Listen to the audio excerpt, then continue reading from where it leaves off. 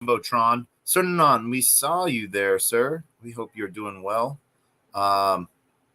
We are, where are we at? We are right there. So we're going to put this up in the Jumbotron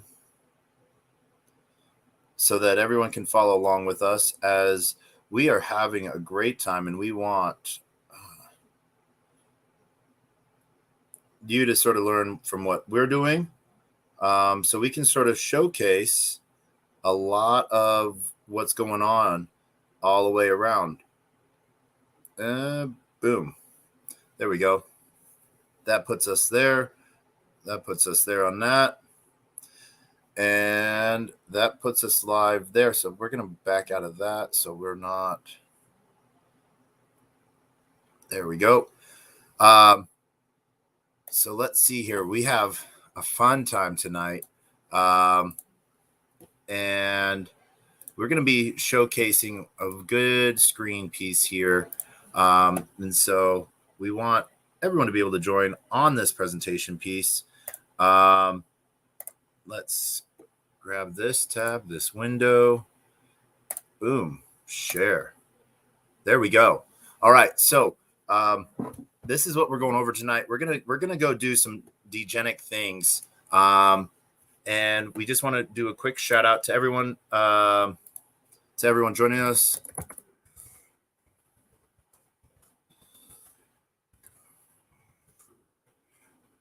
Trust. Then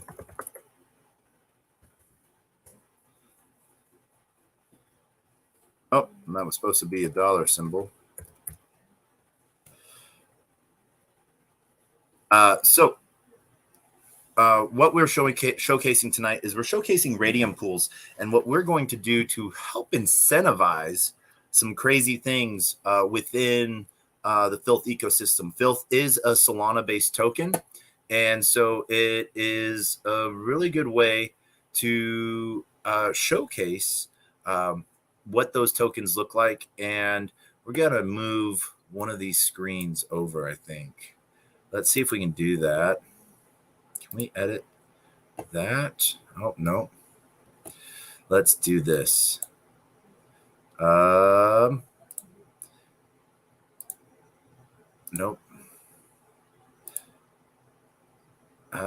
Cancel. Edit layout. Let's put that over there. There we go. That's how we want to do it. All right. And we are done. Cancel. Nope. We want to save these changes. Boom. There we go. Oh. Boom. There we go. This way we can see our face a little bit. As we can see our screen, we know what we are doing. And so, as always, the quickest way that we like to showcase you things safely is via Twitter, as that is where that's where we know a lot of our stuff is and easily push from there. One of the things we do have to do as we, are in a weird country.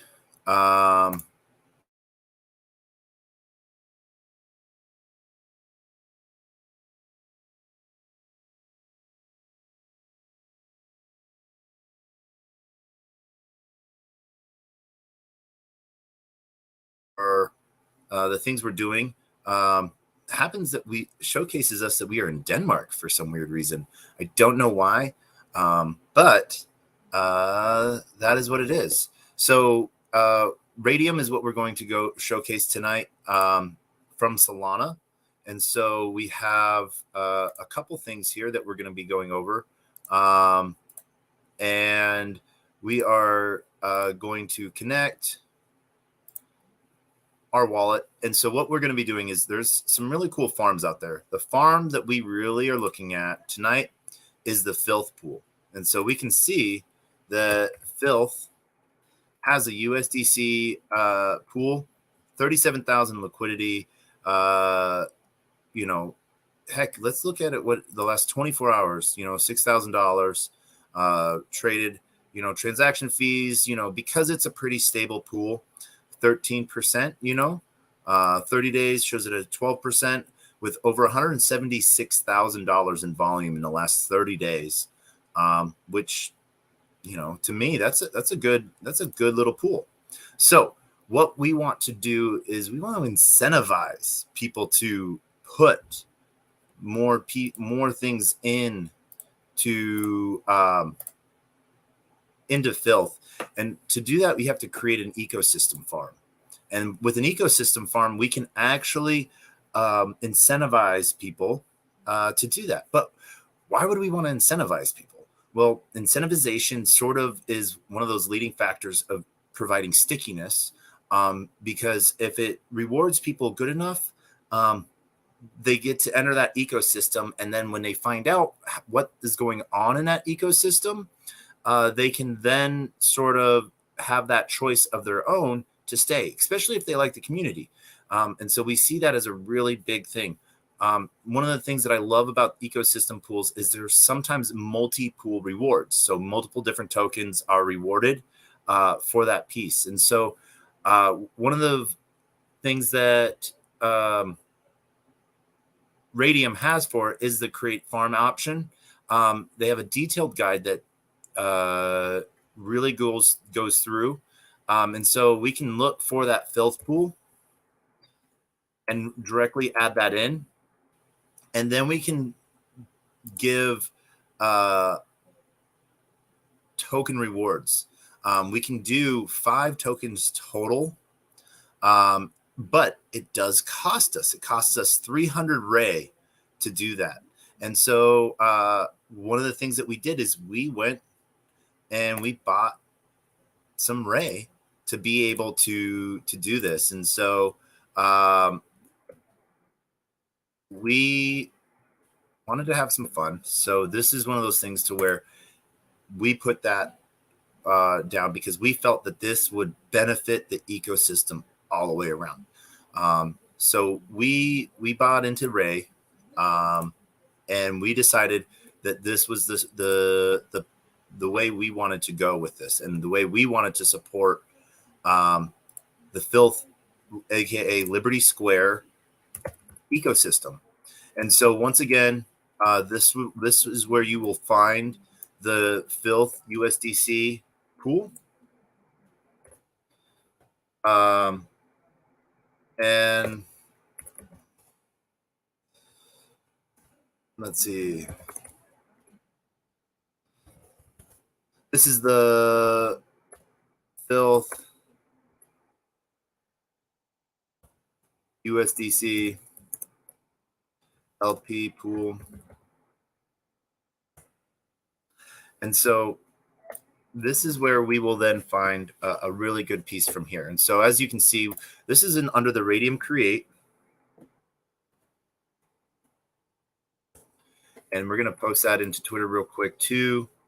This is one of the things that sort of sucks. Running a show by yourself, you have to take a second to type in and run this. As I'm running this through 7 channels right now. So sort of the fun things about TacoBytes is try to be really multifaceted.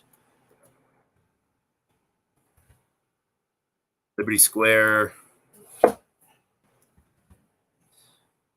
Eugenics.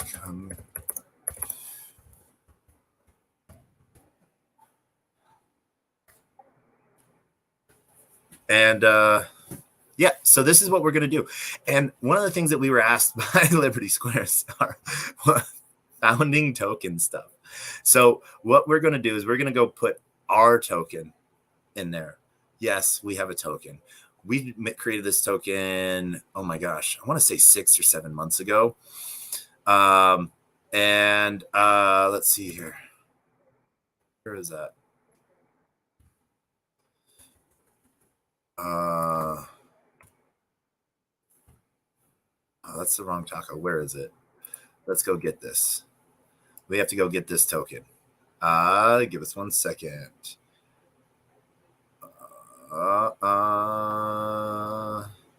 There There it is. All right. So,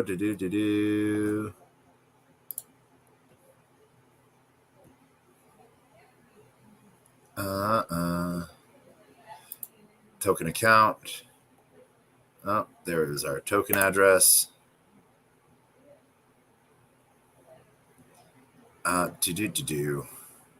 Yeah. We've been having some fun. You know, we send it a little bit here and there to friends. We work to, you know, we have some cool plans for it. So we are, oh, it should have, where is this at? Boom, token account. Let's see, this should, no. Oh, that's a token account. We want one more. There we go. That's what we want.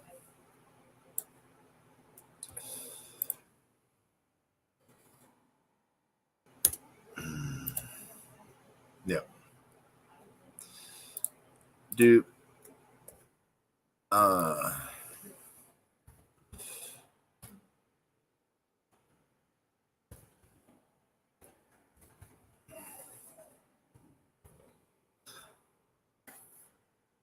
boom. All right. So that is what we're putting in. And we're actually just going to, because what do we, Liberty Square.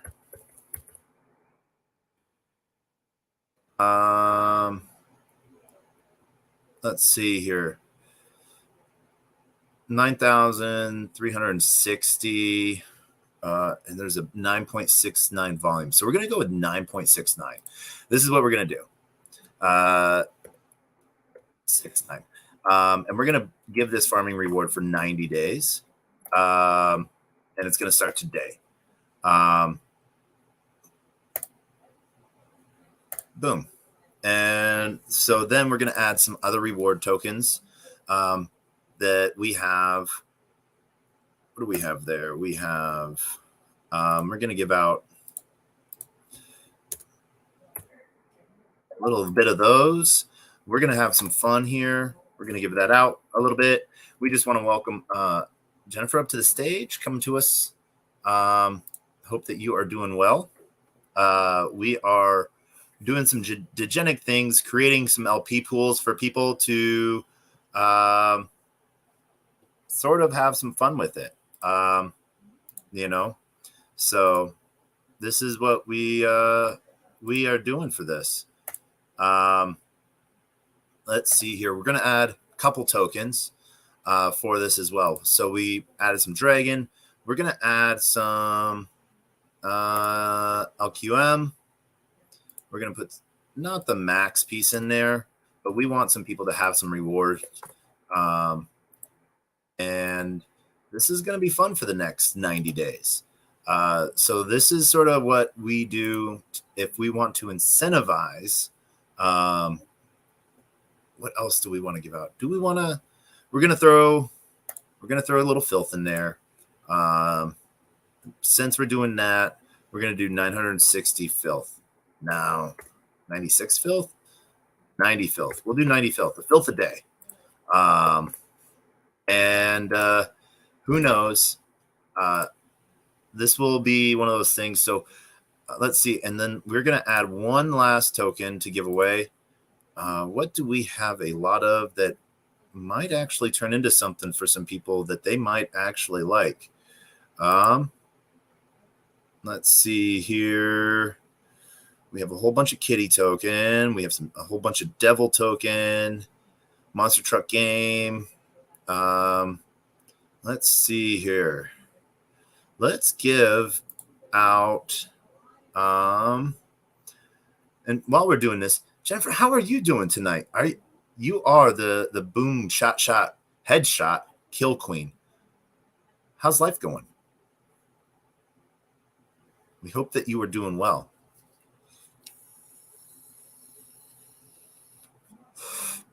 Let's give out some Franc. What is this? What's our max on that? All right. 90 days. Boom. Boom. Boom. Boom. And yeah. So that is, oh, maybe instead of LQM, let's give out some bonk. So we're gonna give out another rewards token. Instead of LQM, we're gonna give out bonk. Everyone likes bonk. We have some bonk to give out. So let's see here. What is our max that we can give out? We don't want to give out some decimals. What is that? We're gonna give away 1 million bonk. Who knows? That could. 1, 2, 3, 1. Yeah, we're gonna give out 1 million bonk over 90 days, and we're gonna give it out starting now. So this is what we're doing. So insufficient start time. Oh, the time is past where we are now. So let's change our start time so that it is, let's just do it at 4 o'clock UTC. Okay. And then that one, 4 o'clock UTC. And then this one, filth, 4 o'clock UTC. Franc, 4 o'clock UTC. And yeah. And so, Jennifer, we would love if you want to come up, want to sort of talk, if you have a chance, about what you've been seeing in the Pulse community, what you've been doing, and talk some Zen stuff as well. And then talk a couple other things, because we're going to be talking about filth, Zen, and trust tonight, and sort of showcasing a little bit about that. So this is what we're doing. What we are doing here is we're creating a farm for the filth USDC pool. What this will do will incentivize people to stake their filth and USDC, as well as have a little bit of fun with it. What we are also doing here is hoping that people will,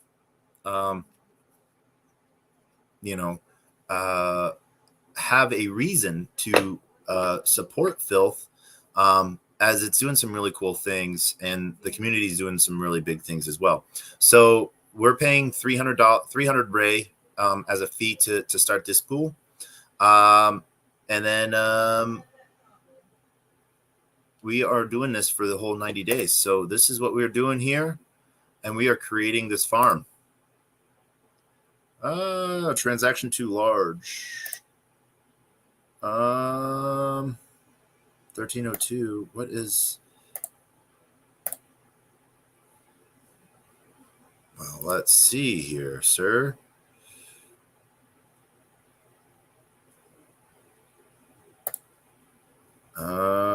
We are creating a farm error. Transaction too large. 1326, 1232. That is actually an error we've never seen before. Let's go over to our Solana community real quick. To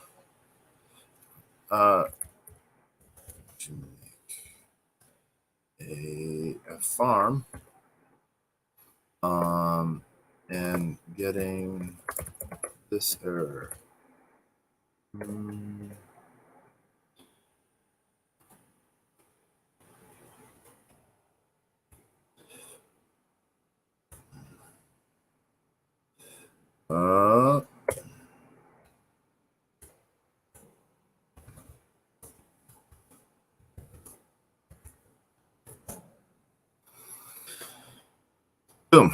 All right. So we're gonna figure that one out, but we're gonna edit this up a little bit and try to see if maybe we delete some things a little bit, if that will help us.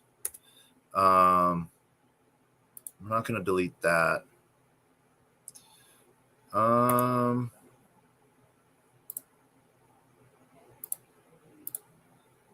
We're going to delete a 0 there.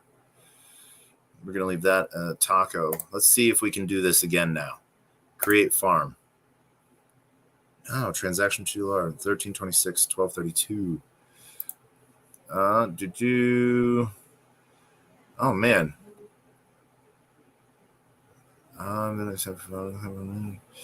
Let's see.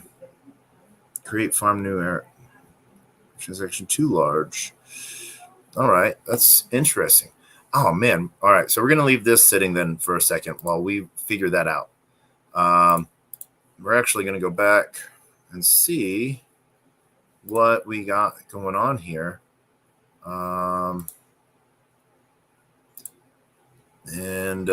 Yeah, let's see what we got. So other big things that we have going on this week, TacoBytes is being revamped. It's going to be becoming, unfortunately, a daytime show. We're going to be moving a couple things. One, we're going to be setting up Taco Tuesdays. Taco Tuesdays and Workin' Wednesdays. We're going to be having different projects on for almost like Learn and Earn. Workin' Wednesdays we're going to be basically just opening our services up and working to connect people. So it's going to be a working hour, almost, it might not be a whole lot of talking, but it might be projects coming up and, or people coming up and what they need support with, and using the resources that I have as an open tool book to sort of help showcase. And people are like, well, why are you giving this away for free? And it's one of those things to where, yes, no, this is a paid service. This is something that I do, but I feel that there's some more value in giving back to the community. But then not only giving back to the community, it will help me build my network at the same time. And so this is one of those things to where really, I think that it will really sort of help bring a little bit more. Oh, yay. We had to delete one of our pools and we got it approved. Let's see here. Boom. So new farm created. Oh yeah. Let's view that on SoulScan.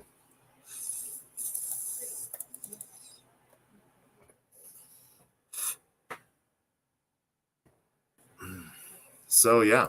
All right. We have just created a new farm.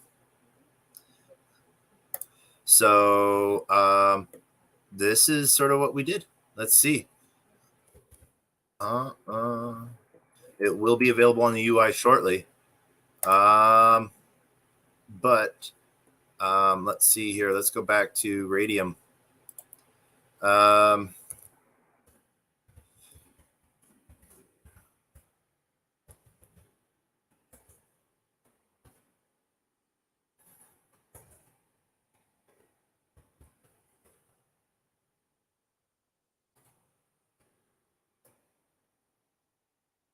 But yeah.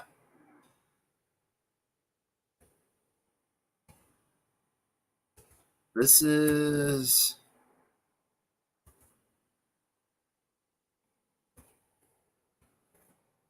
what we're doing. So one of the things that we wanted to have some fun with was creating a new ecosystem pools. So we're going to show created, and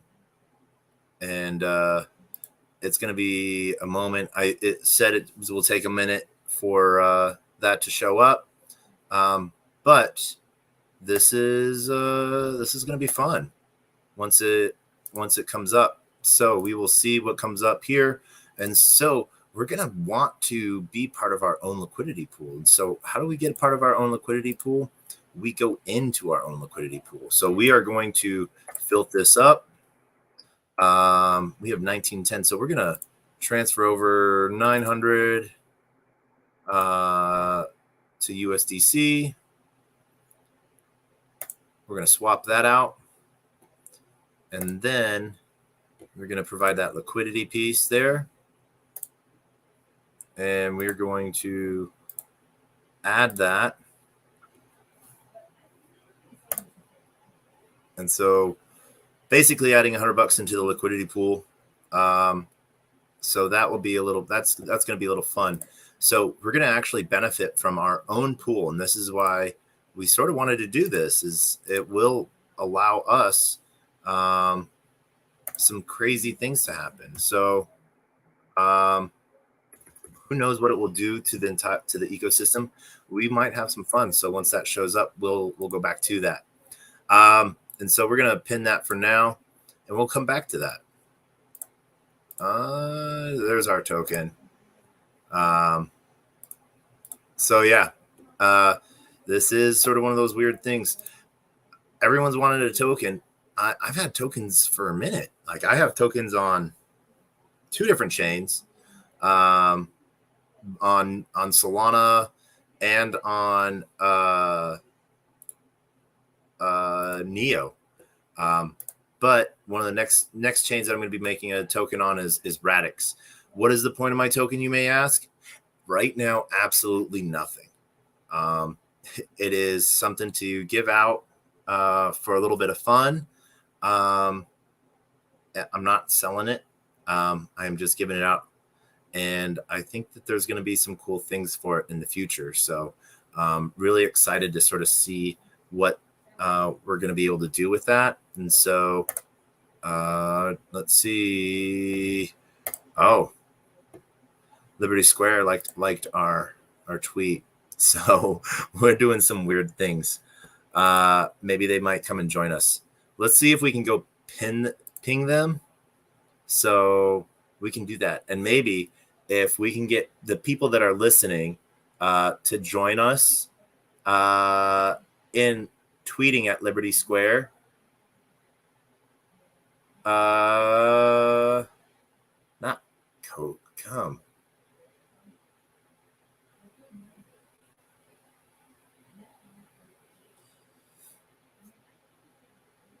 And maybe if people can like that, retweet it as we push that out.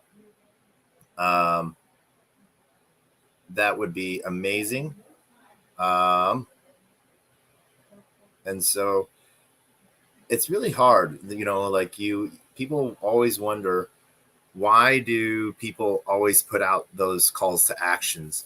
And what's really horrible is that I've been in spaces where there's literally 500 people listening and responding and putting in comments, but there's like 7 retweets, and you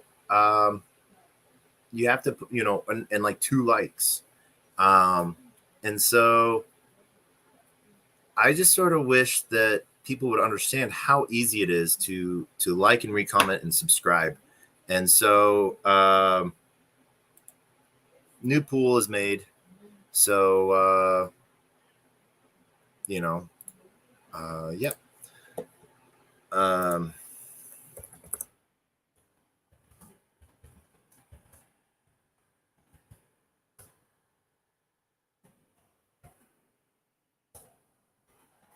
So that will be what we see there building out. I'm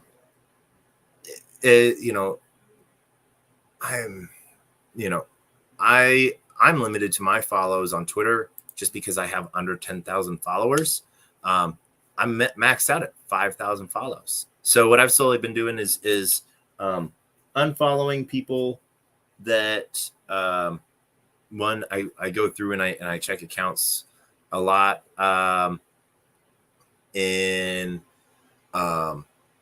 see if they're deleted, banned, if they've been in any. There's a couple of Twitter tools to see if there's been any cross interactions and stuff like that. And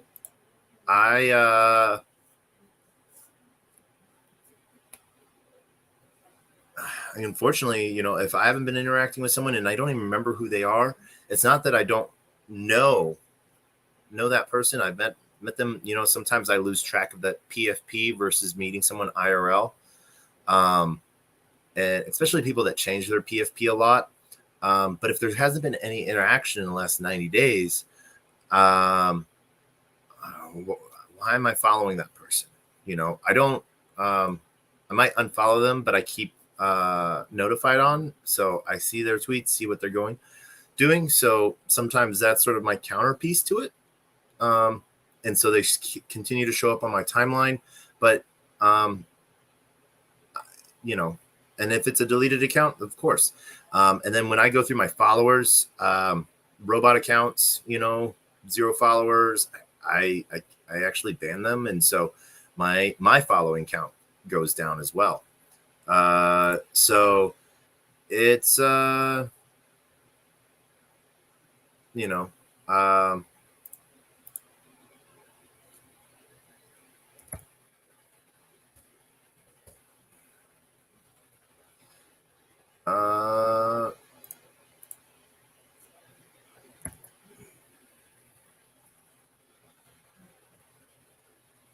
yeah. So that's sort of what I'm sort of thinking about. So totally side piece that right now. And so that is sort of what we see. Let's see here. What did Liberty Square tweet out?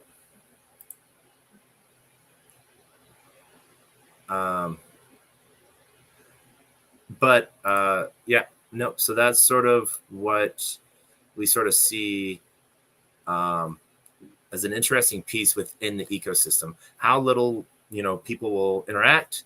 Well, they'll interact, and it's sort of like that almost taker mentality.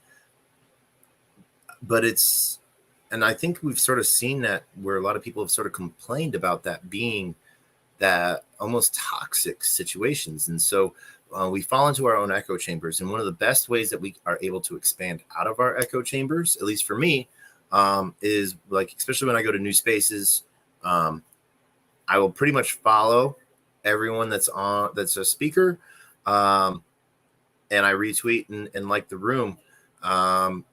And I'm sometimes, you know, if I really like that space, I do 2 things. I'll like, retweet, but then I quote retweet it as well, so people know why I'm liking that room, and liking that show. And so that's sort of been a really cool thing.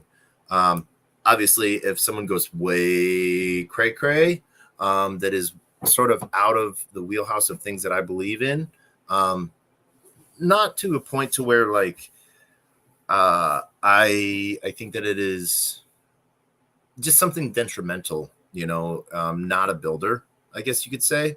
If they're a breaker, not a builder, I'll unfollow that person and stuff like that. And so but it's one of those things that I can do to sort of show my support, you know, to people that are growing and building and participating.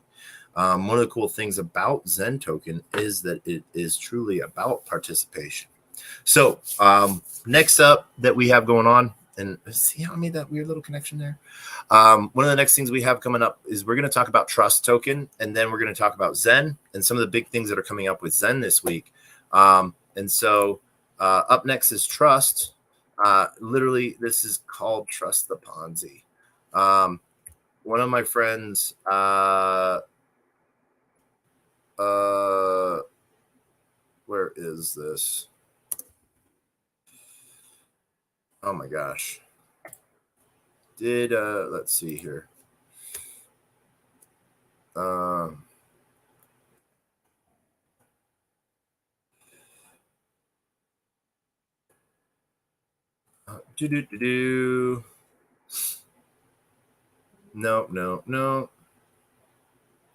So yep. So Trust is sort of getting added into a lot of the different pieces. You know, among loyal. There we go. And so we're going to go over this. So Trust and explaining Time Bomb. So this is a really good tweet. And so we're going to share this one. in a couple different places real quick. But I know a couple of the people that are on the team. And one of the things that's been really responsive with the team is they've been responsive with me. And so let's see here. And so I,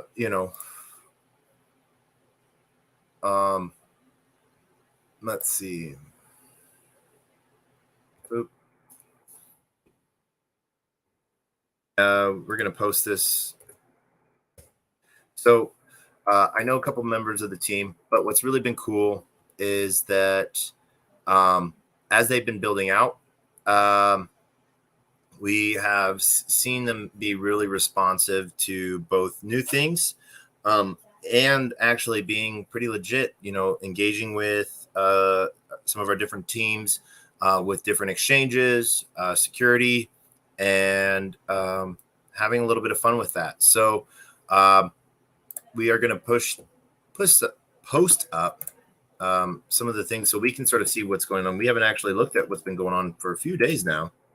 And so there was a huge pump with it. And then it sort of, as it first launched, we got in over here-ish, I think it was, 17th. So sometime around in here, in this little block that we got in, is where we got in. And so this is where we got in. And there's a couple of things that are going on with Trust. So from Trust, you have basically a trust to wrapped trust to time bomb. And so the really interesting things that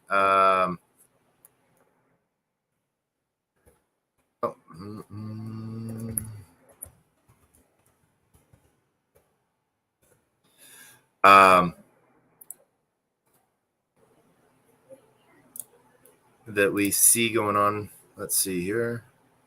Nope, wrong wallet. Boom. All right.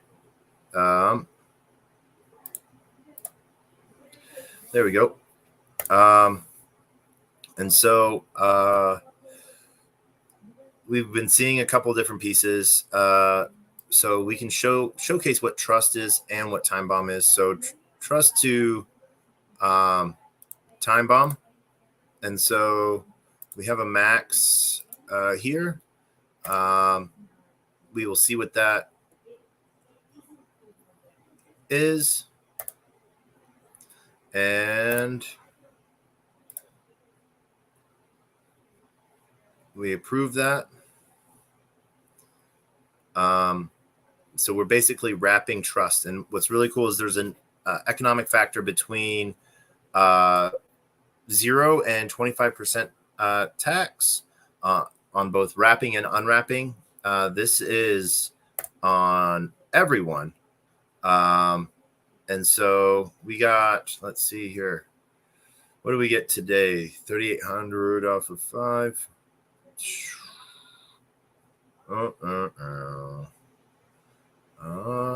Looks like we got about 18%, I think it was. And so we will see this process going. And we are going to go back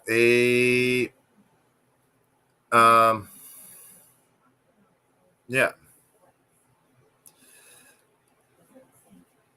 Let's see. This is sort of what we've seen. So,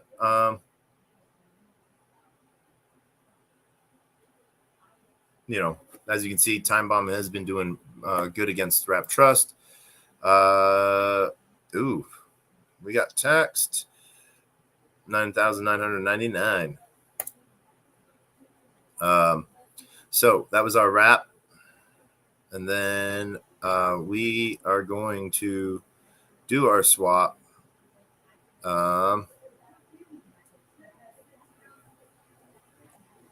Do-do-do-do. Do-do. Do-do-do-do-do-do. All right. So we're going to go from Wrap Trust.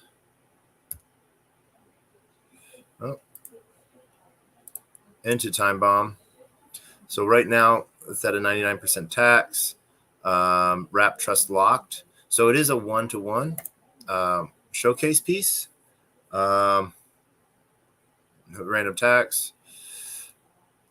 They've been hit with tax. We will, yeah, that is a little bit there.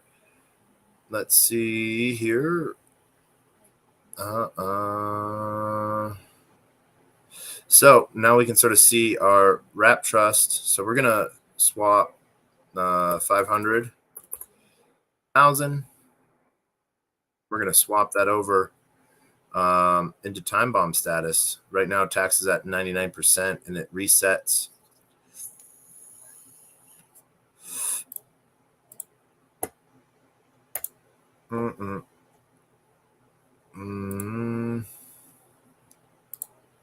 Let's disconnect and reconnect.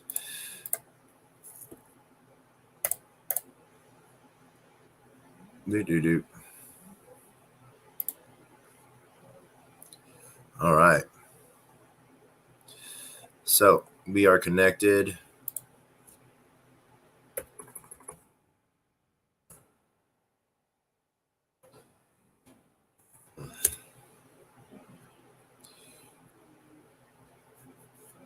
So right now it's a 1 to 3.425. Let's get this going and review that swap. We might have to pull this over into Uniswap. And we can do that pretty easily. We're going to disconnect and do.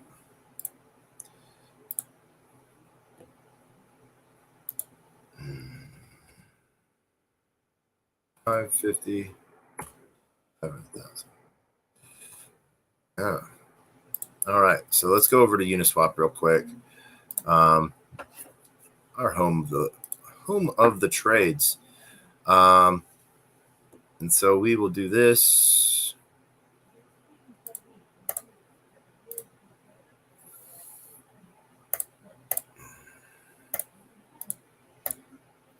Let's see here.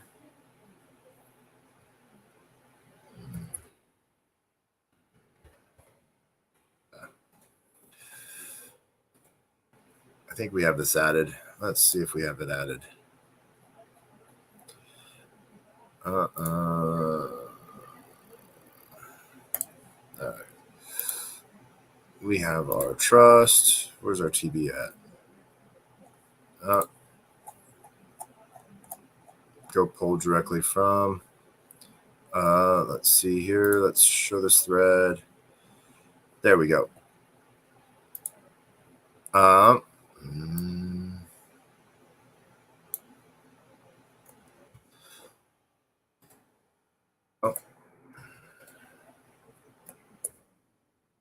That's our Wrap Trust. And then we're going to go to Time Bomb.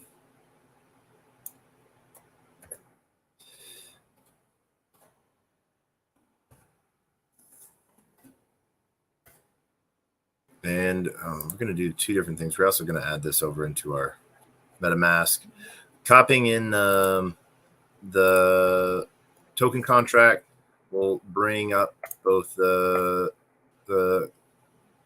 total piece on it, as well as allow you to see token in your MetaMask. So scrolling to the bottom, import token, and then custom token will get you there. And then let's just go.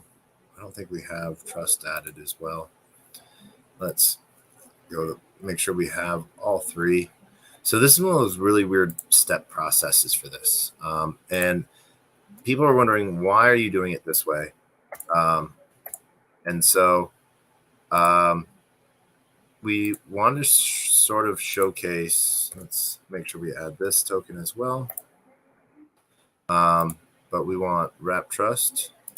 So we are going to go check out real quick. So just so people can see, wrap trust only has one pool. Should only have one pool. Let's see here.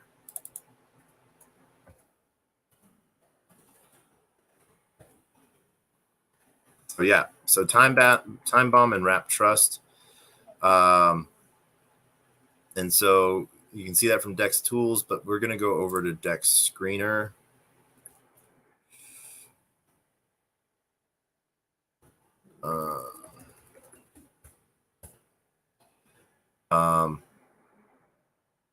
Verifying that we're human.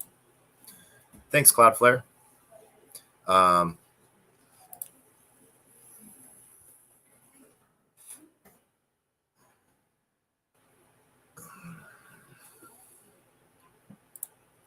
So we can sort of see some of the different things on it. We can see what people think on it. And so this is an inverted chart. So it does have the dominant pair of time bomb or wrap trust. So wrap trust is being sold for time bomb pretty much just going up. Let me invert this. Where's my wrapped trust?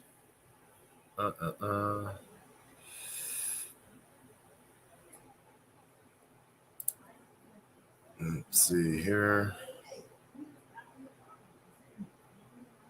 So if we invert, yeah, no. Oh my gosh, where's my inversion? I forget where my inversion is off the top of my head. Oh my gosh, I feel like a bad Degen. So we're doing this chart no good because everyone gets scared of red. But what we'll look at instead is buys and sells. So people are selling wrap trust and they're getting time bomb. So you can see, and then some people are selling, their time bomb for wrap trust. So this is sort of what it's been at from the beginning. So we are going to see where this is at. And we'll see. So we'll showcase you right here, wrap trust. And so we'll showcase right now where we are at.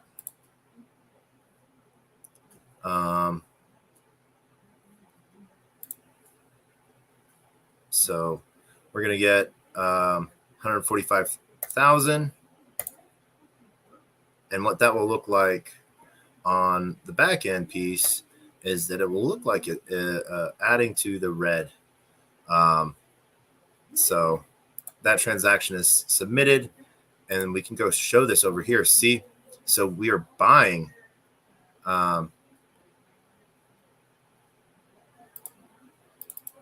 Let's see here.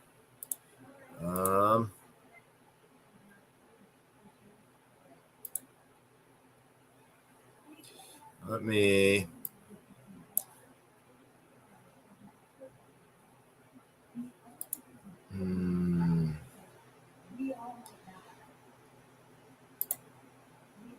Oh my gosh. Why do I feel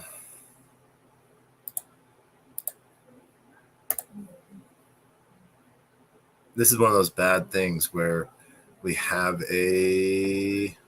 feel like a bad degen because we know how to do this. We do this a lot. And I do this from the app all the time.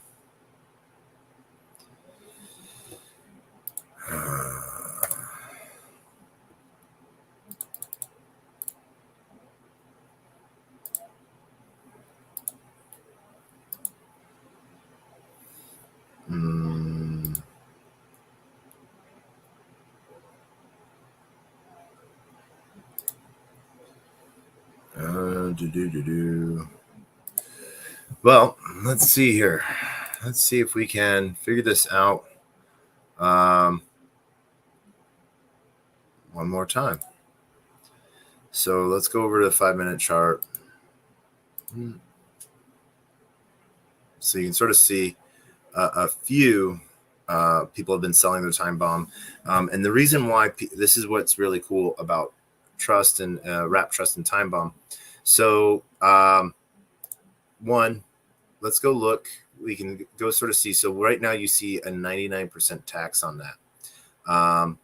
And that is because every 2 hours it is dropped by a percent, roughly taking, what is that, 8 days, I think it is, to go down, 99. Let's see here. What is that?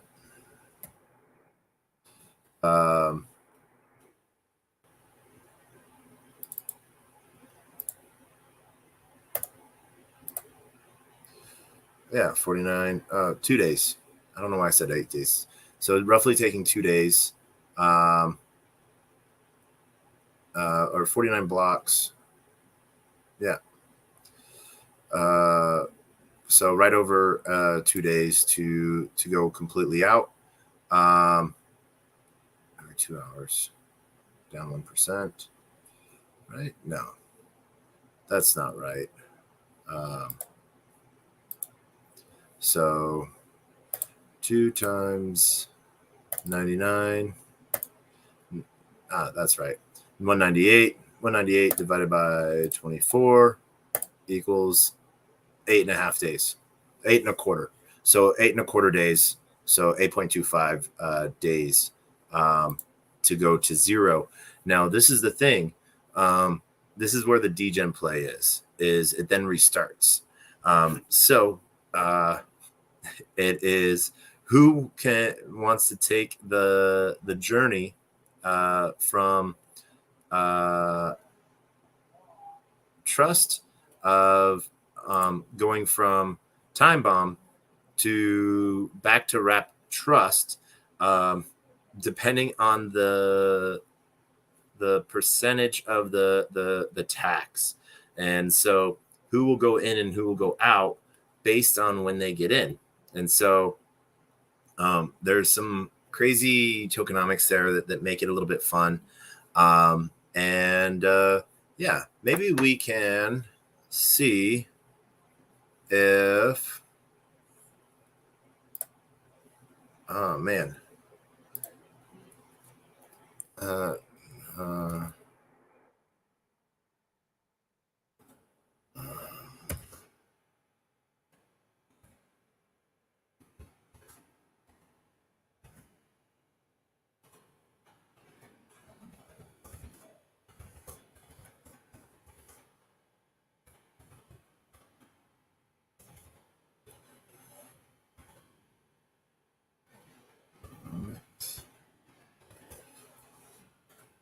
and then I'm going to go harass them on Telegram real quick. So I know you guys can't see this. We'll post that. Well, they share the Telegram channel live. So let's see here.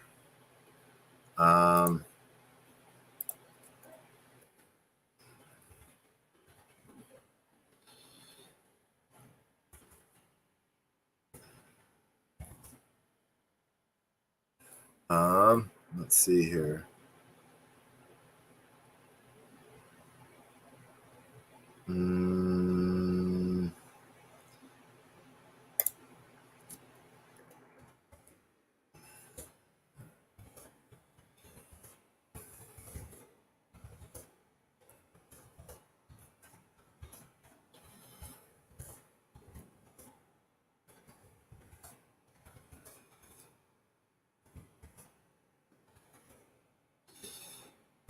Theory.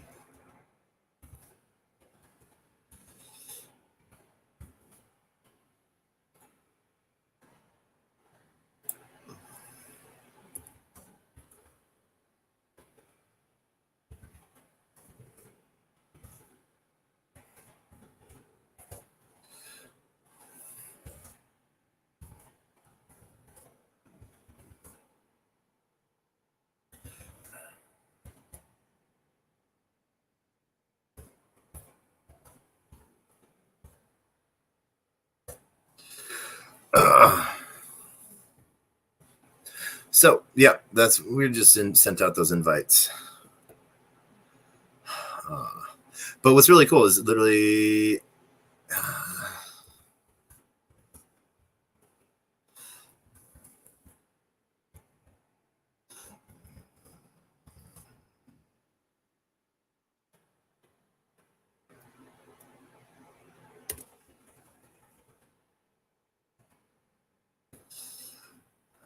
yeah. So actually, one of the lead devs is actually saying that he's in bed right now. But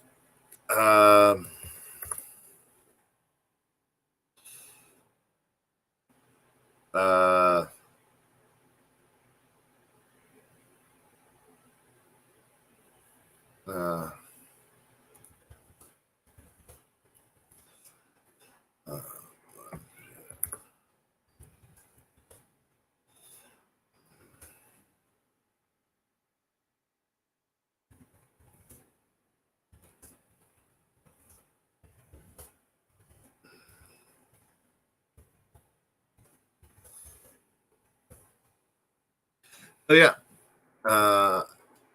that is what's going on.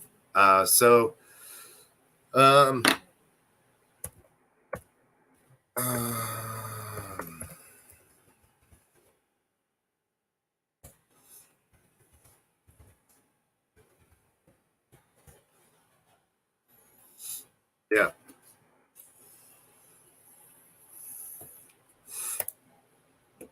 All right, so we are back. Telegram restarted because we updated Telegram. Let's see, what do we do? Important groups, trust. Yep. So as you can sort of see, that was sort of what we went through. There was some of the trust tokenomic pieces. So as you can sort of see, selling trust to buy TB. I am having such a hard time remembering how to. Oh my gosh. Why am I?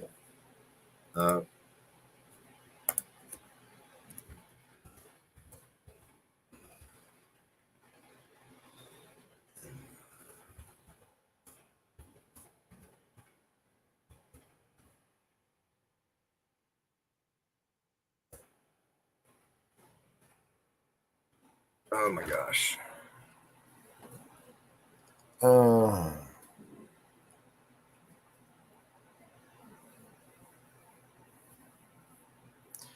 Reverse token. Let's see here. That's Chrome BC text screener. That's what we want.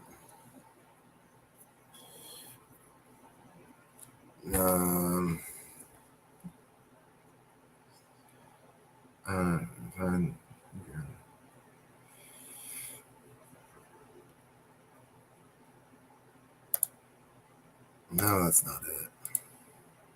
Oh, that's what I was looking for. Oh my gosh. So yeah, as you can see, this is the true price piece.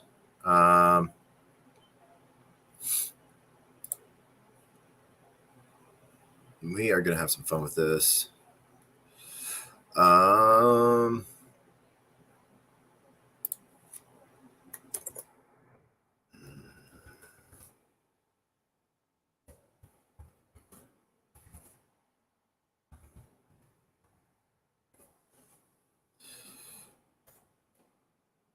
Yeah. So that's what we're doing right now. We are having fun. Oh my gosh. There we go.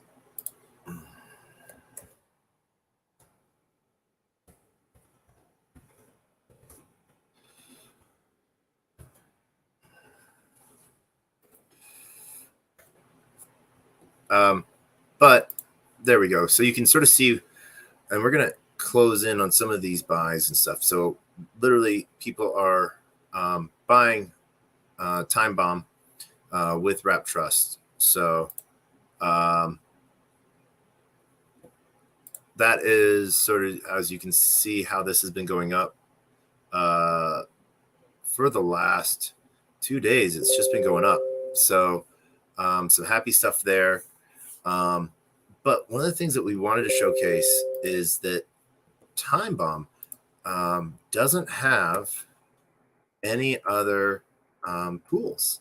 Now, people might wonder why no one has made any other pools. You know, this is tied to Wrap Trust and Wrap Trust only. The question is, do we want to be that Degen that creates a new pool? So if we want to do something like that, we could do Time Bomb, and we could do Zen. You know, oh yeah, we definitely do this. So let's see here. That would be current TV price.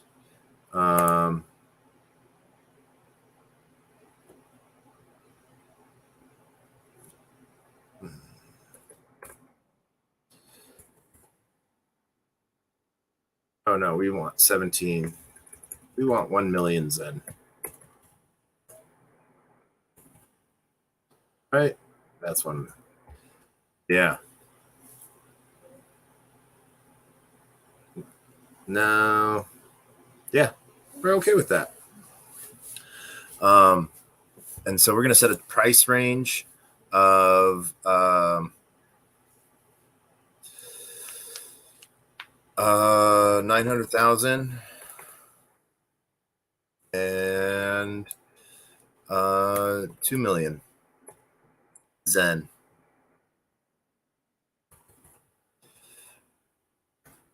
There we go.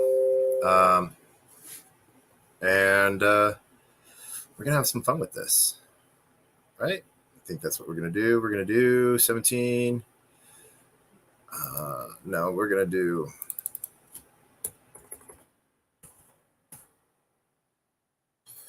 $1 million Zen. Why? And you might ask, why are we doing this? Why not? And it, you know, we could have a little fun with this. And it's one of the fun things that you can do by creating new pairing trading pools. Who knows what people might do if you know, we think gas prices are sort of low right now. Oh my gosh, no, they are not. They are not low. So yeah, we're not going to do this pool right now, just because gas prices are so high. Oh my gosh. But we could definitely see. But let's actually go see about Time Bomb and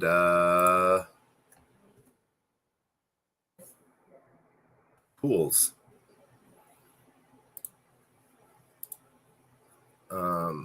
So Time Bomb, and then we are going to go look up Wrap Trust.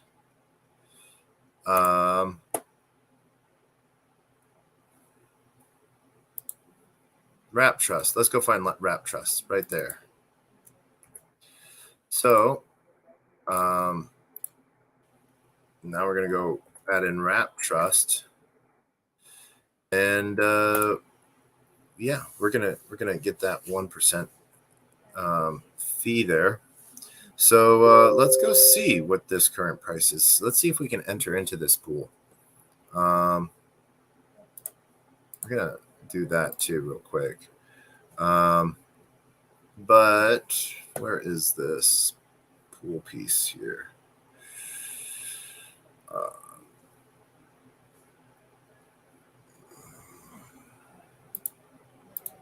We want to. I want to show this pool. This is the pool.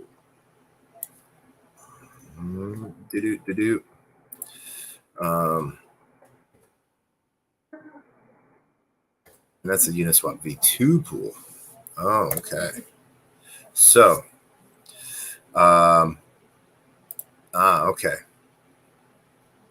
Let's see here more. So V2 liquidity. Add V2 liquidity. So let's see here.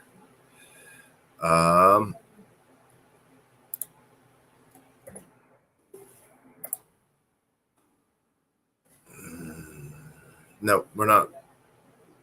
We are not pairing against that. We are.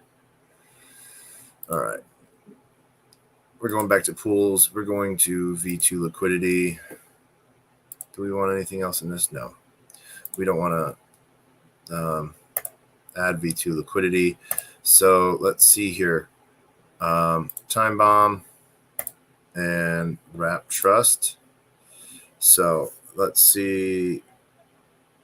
That's a 3.4 wrap trust per TB. And we are going to do. Oh.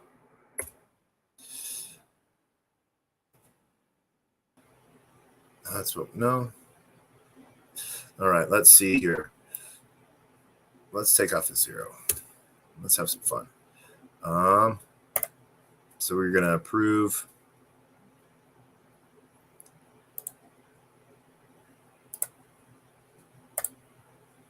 And we're going to approve.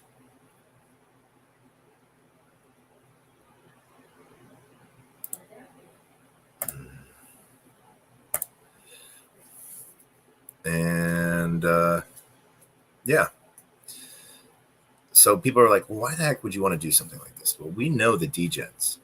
And so degens are transferring from time bomb to wrap trust. Why not get in on a little bit of the action? So whenever they're going back and forth, so we're going to do a screenshot of this too. So you can see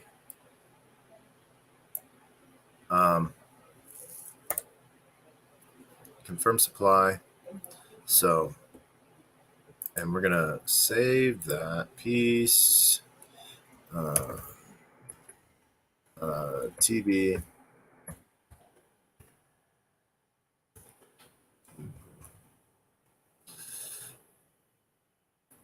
We're going to do a new one.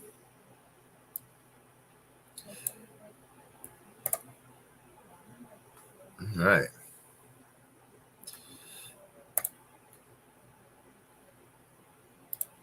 We're going to add these LP tokens too. Uni V2. All right. So that is what we're doing there.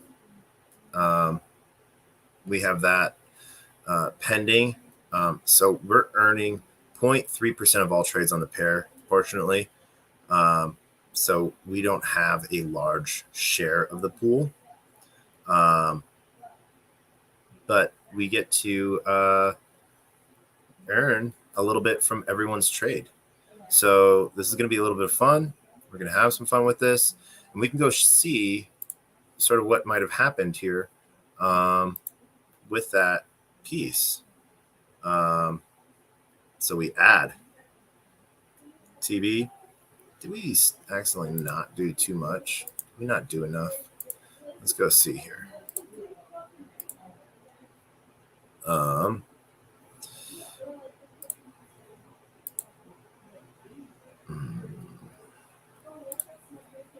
What do we have in our play wallet right now?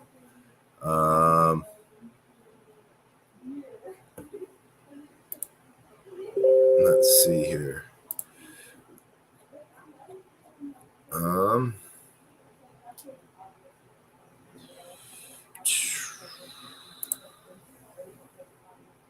Trust spend. All right. So we did that.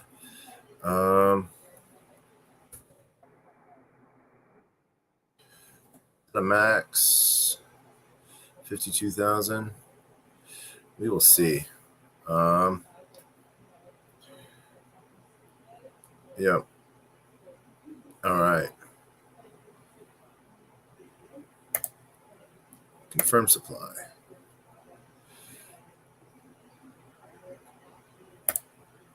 All right. And yeah. So we got 108 tokens. Let's see what we get now once that goes through. So, there we go. That is what we were looking for. Added a little bit more. And yeah, so we're having a little bit of fun with that piece. And we earn rewards on that side. So we can see where we're at. Time bomb and wrap trust. You know. Oh, there we go. So yeah, V2 liquidity. There we go. Do we want to migrate that?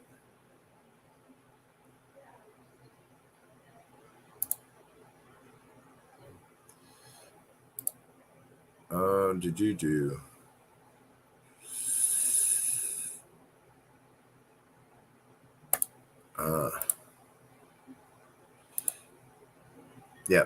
So we're going to leave that alone. And we're going to man it. We're not going to man it. We're not going to migrate to a V2. But that's sort of what we get to do. And so you can sort of see, what did we do? What did that add to? So add, then add. So had a little bit of fun with that piece. And more people are buying. So what does that mean for us? We're making, we'll go show real quick, V2 liquidity, manage. And so this will give us a little bit of accrued fees and interest pieces. So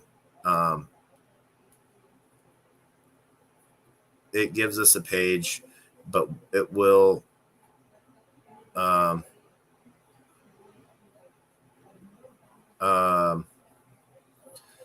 what is sort of going on from here. Don't look at some of our bad value pieces. But it gives us our liquidity value piece. And so this is our main V2 position within Ethereum. And it can show, what we're doing with wrap trust and our time bomb. So sort of a cool piece there to sort of see what that does over time. So last but not least, we are going to go and talk. So just as the quick piece on it,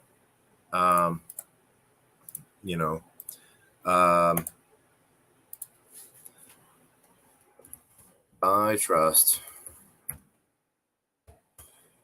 wrap to wrap trust trade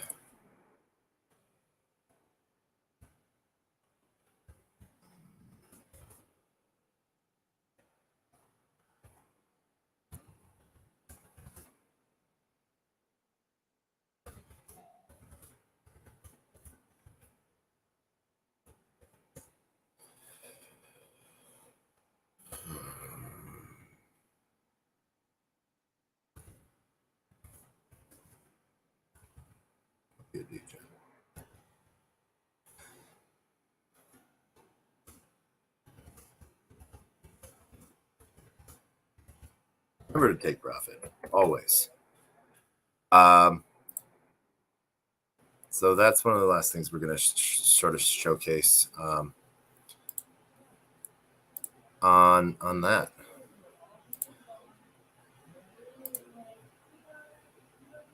And so we are going to have a little bit more fun. We're going to wait. Let's see.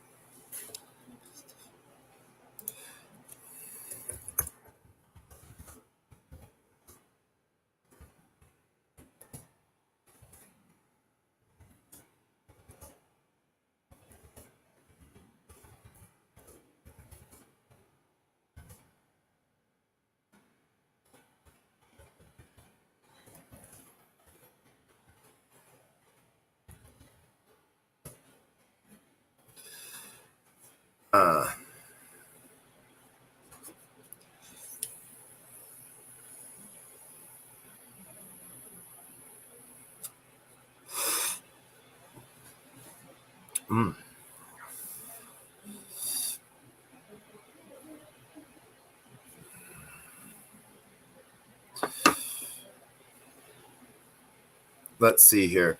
Let's go add to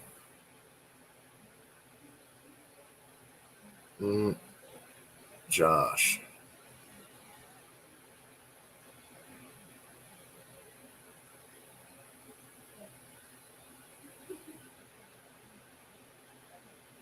But we got to finish our tweet to Liberty Square real quick.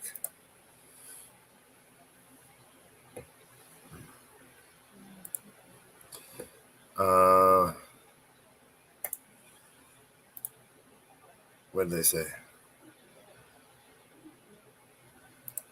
Okay. He's in a space with Scribble. Okay.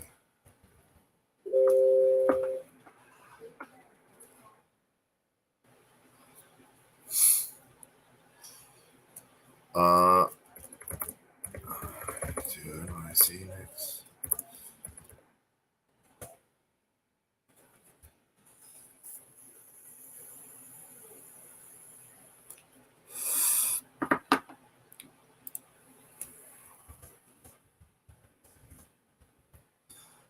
I joined the call? That's what we got to ask.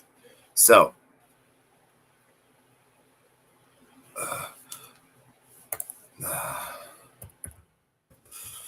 I am holding this.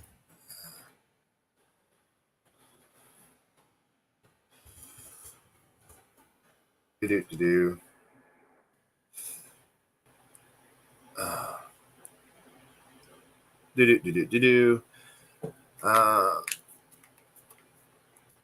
Space will be open a while.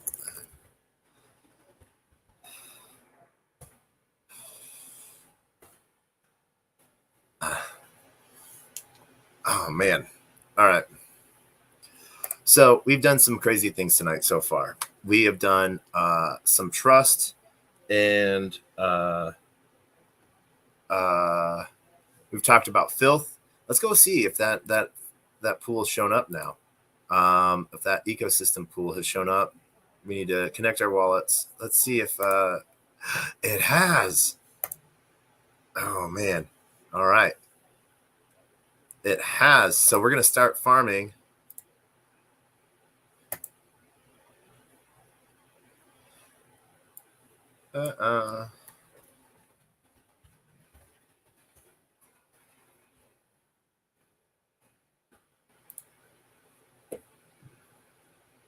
We are confirming transactions. And yeah, this is what we did.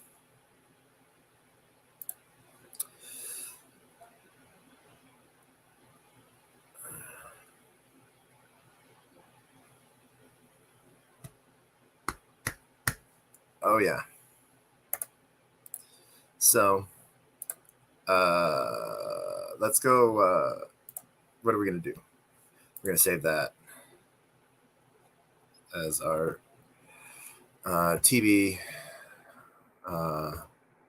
wrap B tool.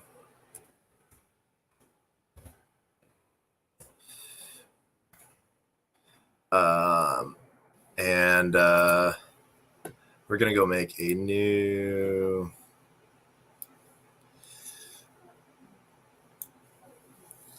farm, and we're going to have some fun with this. Oh, we don't want that screen up anymore. We want the screen that everyone sees. Oh, wait, that's this screen.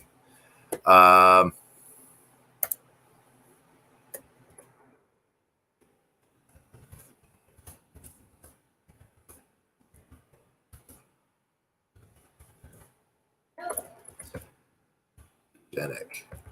Oh, yeah, no. So as we go through this space, we're going to show. We went and did something, built something Degenic. This is a,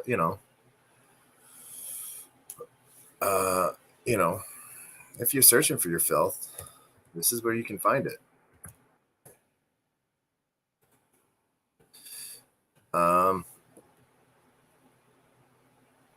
And we want a better picture than this. So we're going to go do this.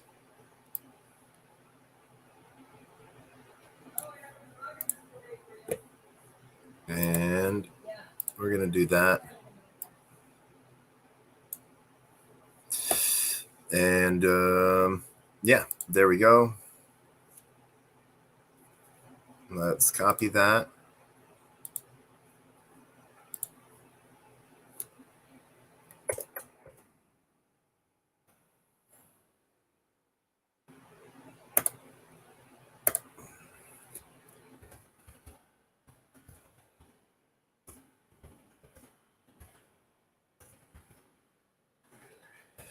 Boom. Save.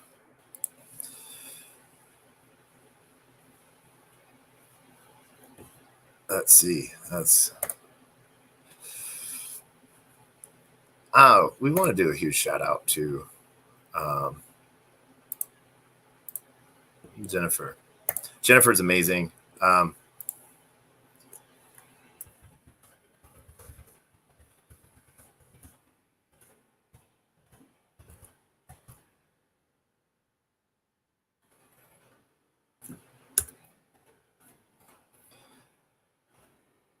Yeah,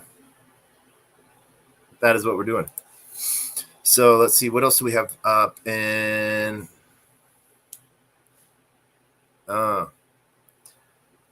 let's see if Josh will come join.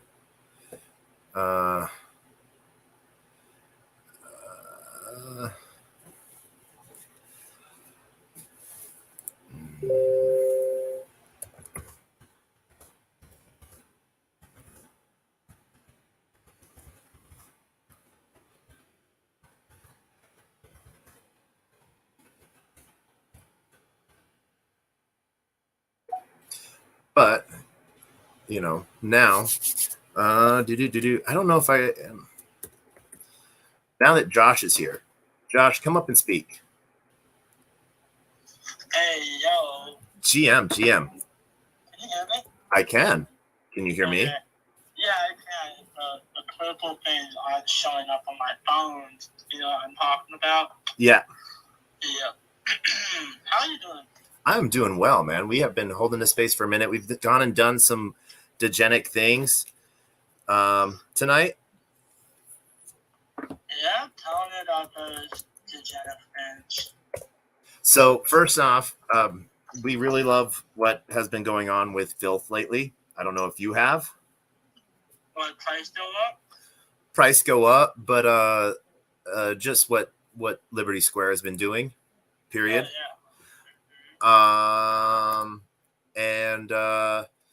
So what we ended up doing was, I don't know. Do you partake in liquidity pools at all? Not really. Not recently. Why? What's keep me up to date. What's going on, bro? Well, so there's a liquidity pool for filth in USDC. So if you because filth is paired with USDC, it currently pays out 12.45%. So a year? A month. Wait, what? That's crazy. Yeah. So if you look at it, there's been in the last 30 days, there's been $176,000 in volume the current liquidity pool is at 37,000, and $388 in fees. Oh my gosh! So do we get billed back, or are they just So USDC? you get a percentage of the pool of the trades. So I forget what that pool percentage is, but since I wanted to see more people staking in the pool, I went and spent the time and the money to go make an ecosystem farm within Radium that pays out in some stupid tokens, but it lets people sort of farm and incentivize that. Liberty, I see you. GM. You have about fucking 3 minutes before I have to get on the phone with Scribble. Oh. Yeah, I gotta go. Oh, no magicians here. Oh, fucking hell. Yeah, no, I saw you tweet some wild ass shit about creating a pool. And, yeah, I think that,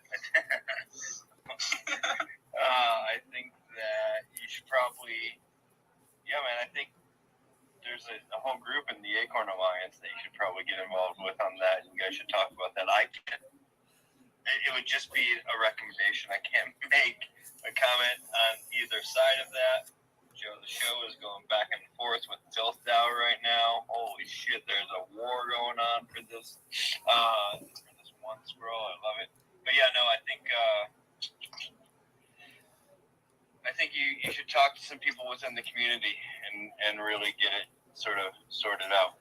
Okay. I think there's probably some opportunities there for you guys to do some cool shit and have some fun with it. But I think much like many of the things with SPL's trading and DeFi, there's a lack of understanding on how to do it and what it means, like Josh was just asking.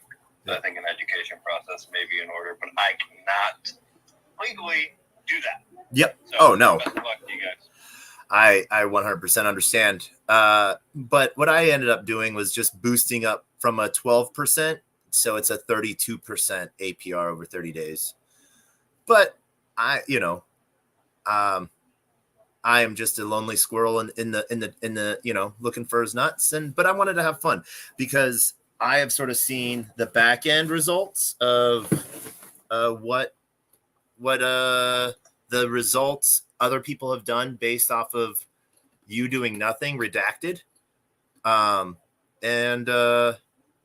It just sort of shows what the community's doing. So this is just a sort of a fun way of what I can give back and, build it out from there, because if one person can do it, another person can do it better.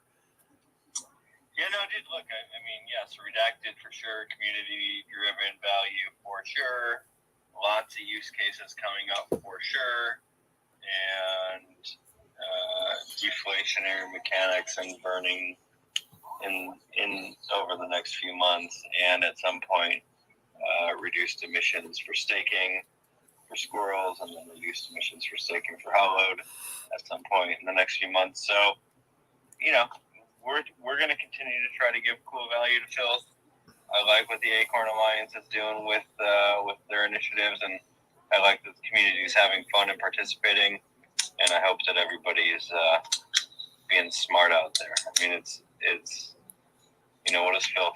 Fucking 3.5x in the past few weeks, and that's not a bad return for people who are fucking around. But I see a world without, and it's an opinion. This isn't based on anything, but I can see a world where the value of Filth is much greater than what it is now, just based on what I know we have coming up and the fact that scarcity determines that. Yeah. Is that financial advice? That is not, Josh, especially since you went ahead and proclaimed that you're paid by Liberty Square today. Nothing's financial advice for you, you bozo. So one thing I do want to point out as a reminder to everyone, unless you are, and I love that post because I was thinking of doing it too, but I follow a shit ton of this stuff within regulations. I don't know if anyone's had a chance to look at the bill that was put out. it is 200 pages of scariness. But at the same time, what it does is it gives groundwork for people to build on. That one, when people talk about transferring things in tokenomics, please remove the word tax from your verbiage. Fees are great and okay. We are not governments. But when one of the great things, and it might sound like FUD if a community team member says you're not part of the team, they're not saying that out of a bad way. They're just saying it, or to make sure that it is that they have put the future legal defense in place, that they are not condoning or signing off on your actions. And so, and that's not as done in a mean way. It's, one of those things to where if I said I did this in any way, shape, or form to do anything other than pump my own bags, it could be in any part of any squirrel team didn't say, hey, like, why the fuck, we do not condone this. Like Liberty actually said that they, then it could say that they are sort of part of this, and that would then say, hey, it could be used against them. And so we're looking to protect our projects that we are a part of, that we are, buying the receipts of participation in, because that's what this really is. This is proof of participation. Show up. I don't know. Did I miss anything on that, Liberty?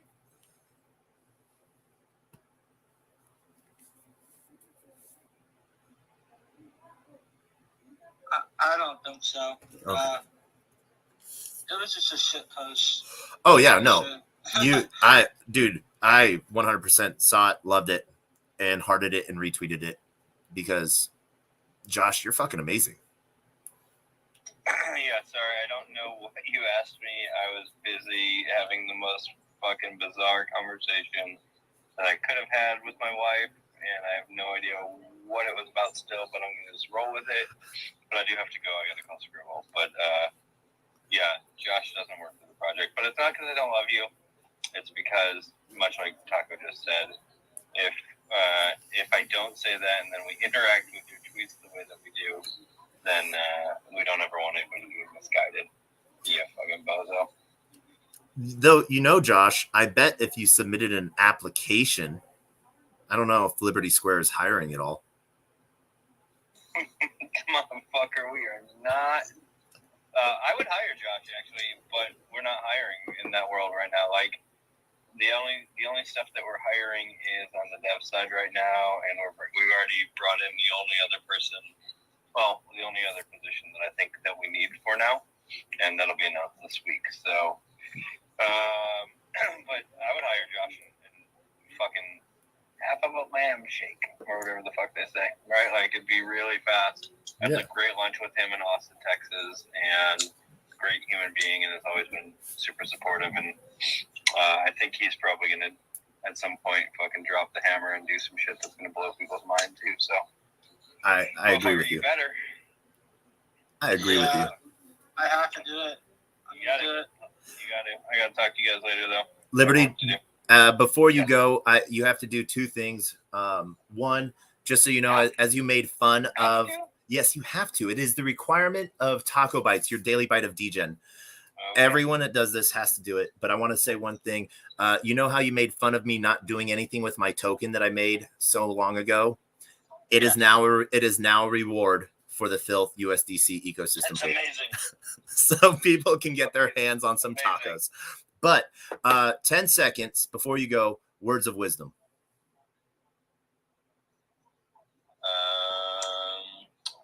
I can't do that in 10 seconds, bro. I'm a long-winded motherfucker. What I'll say is this. It's like, sometimes you have to get out of your own way and go back to what you love. And I think that's the best way I can say that. Earlier, I listened to a bunch of music that I love. And then this week, I've read a few different books. But then I just ordered the original Frank Miller Daredevil Volume 1. Because I haven't read that in a long time, and Old Guard Volume 1 because it's a great story as well. So sometimes you just actually have to detach from the shit you do every day and go get back to your roots. So that's what I'm going to do. All right. Get back to your roots. I will take that as your words of wisdom. You may go, sir. Thank you so much for coming. And bless him. But I do want to set up a time to do something deeper.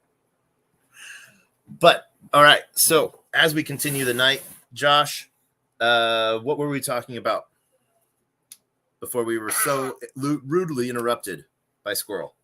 Yeah, I'm sure that's exactly what happened. You're talking about your build pool, and I'm looking at it. I'm trying to find it on Radium.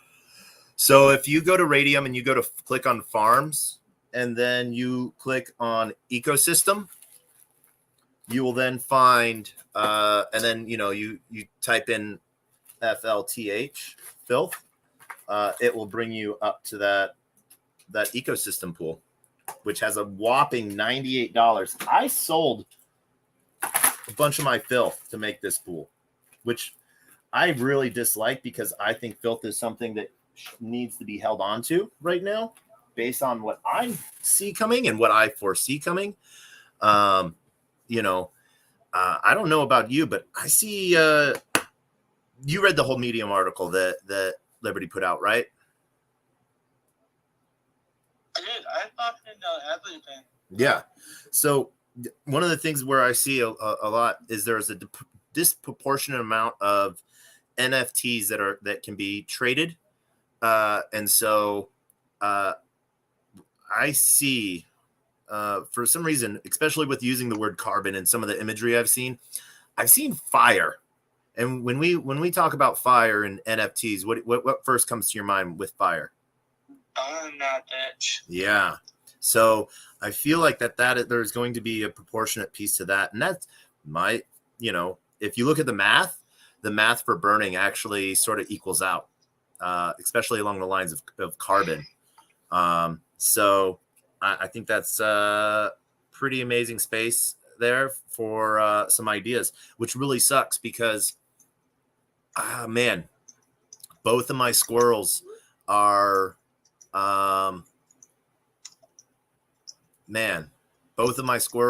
my first squirrel was a gift to me last year when I was in Canada. I traded an NFT for someone as a business partnership deal. When I got brought on as a affiliate from XEN, they literally gifted me with this weird squirrel, and I was like, yeah. Wait, hold on. You're an affiliate with XEN? Yeah. Do you have relationships with people in XEN? I do. I'm gonna have to talk to you outside of the stage later on. Are we talking? Yeah. So that is that's sort of what yeah. But it's one of the fun things there. And then so that was sort of given to me as a gift, and I was like, these squirrels look sort of cool, but they were like one soul at the time or something like that, and I was like, nah, I'm just gonna hold on to this and see what happens. And I hated myself after that ever since. Sort of like these weird monkey pictures too. Yeah. I don't know, man. I'll be honest. I was here since the beginning. I minted my 3 squirrels, and I slept for. I had about 30, and now I have about 10. But actually, no, I have about 25 now. But I sold about 24, and I bought some more recently. Yeah. I'm trying to lift my way up to 50. So, I have 50. Do you have a full gang? No, I just need a Reaper. Oh, okay. Man, yeah, the Reapers are hard to get pieces there. I hate, Reapers are so expensive, man. And the worst part is, guys, is that when I actually, swept up a bunch of Reapers, bought them for about 5 soul. I sold them for 11 soul, and I thought I was the best trader in the world, and then here they are at like 75 to 100 soul. It's honestly crazy. Well, okay, so my question is, are they moving at that price? I haven't checked that out lately. I don't know. Whenever I buy for them, I don't look. I just like kind of discreet. I don't really look at price action. Yeah. But let me see. Oh, man. This total side note, as I'm looking this up at the same time as well. Did you get in on? And I remember you had to. I remember what you sold some because we did some business around the Hallowed and stuff like that to really get in on that. Welcome to the stage, Solstice. Soul, is it weird? Welcome to the stage. How are you doing?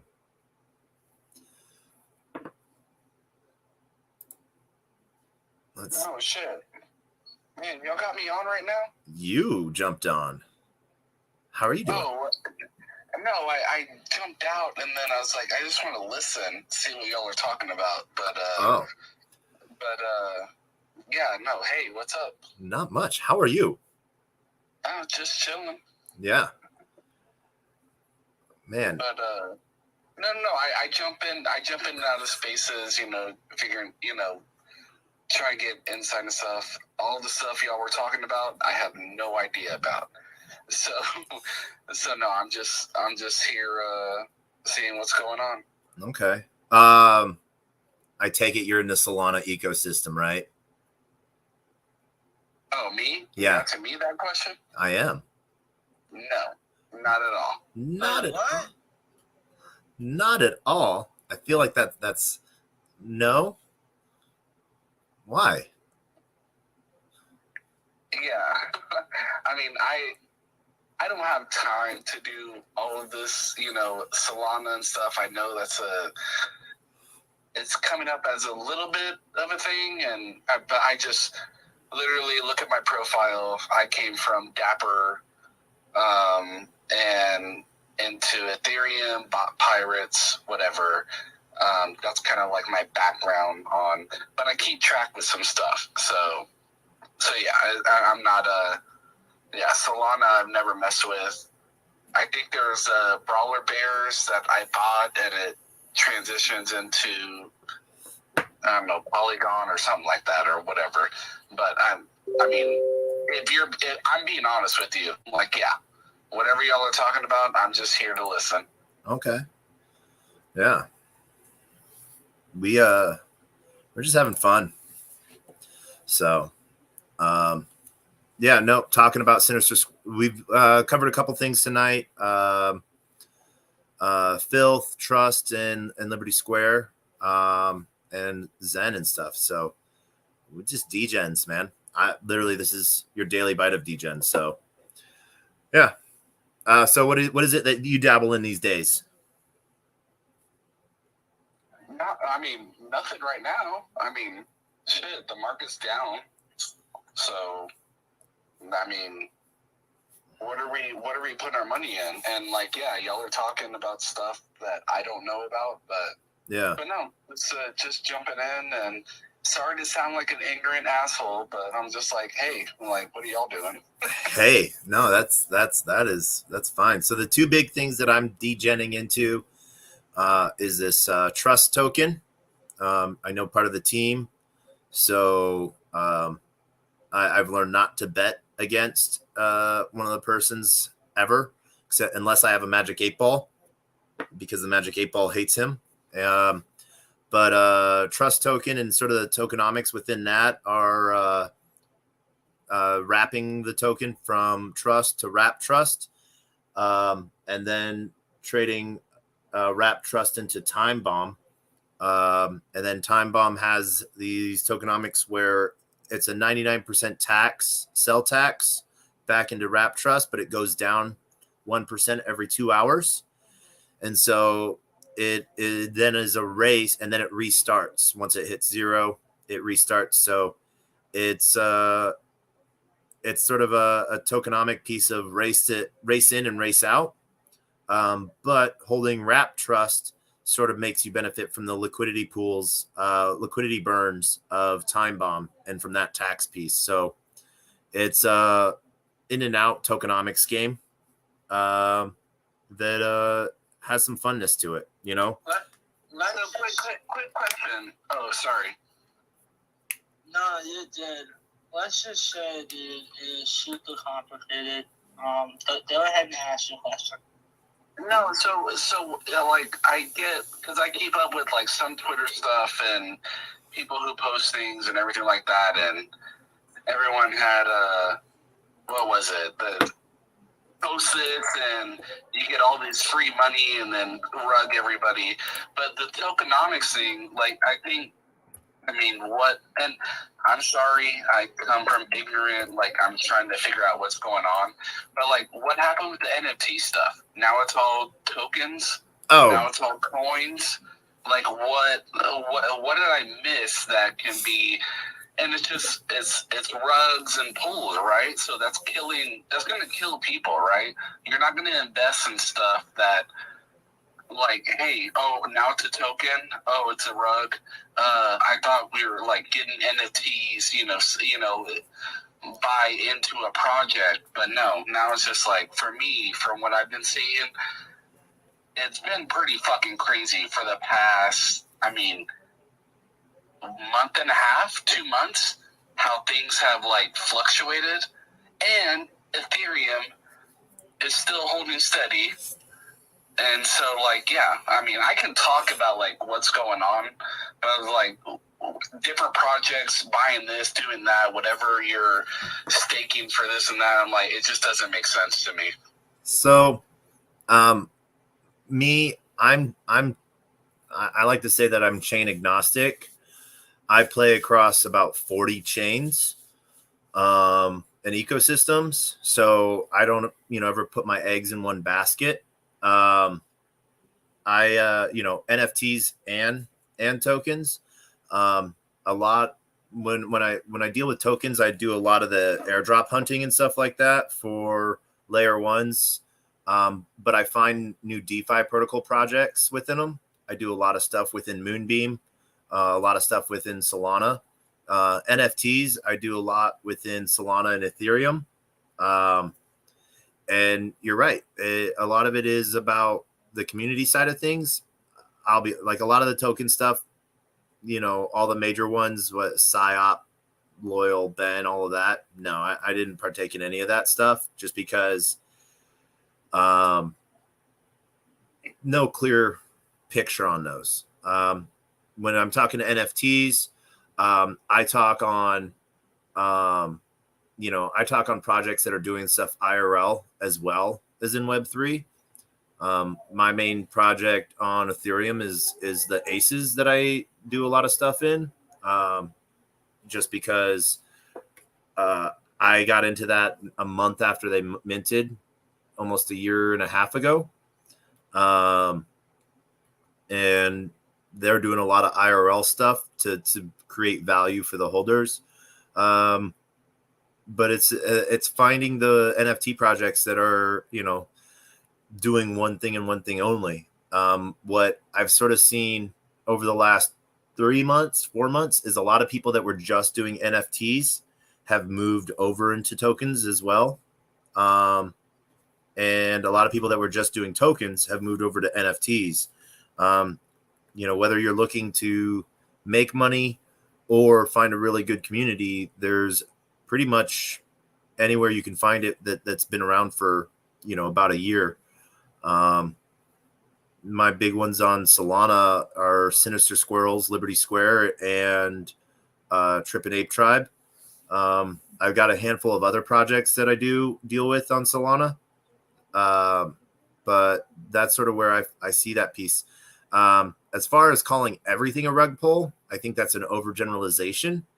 I think if you sort of see some things and you get into it early enough, but you can get in and you can make it big.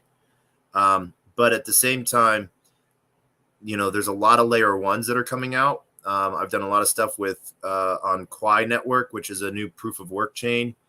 and done a lot of stuff on like Venom, which is another EVM chain that's coming out of the Middle East, and some really big stuff moving there on the game side of things, that there's an opportunity to learn from both sides of the table, not just sticking your hand in one. Yeah, you mentioned the gaming stuff. I mean, is that the next? Look,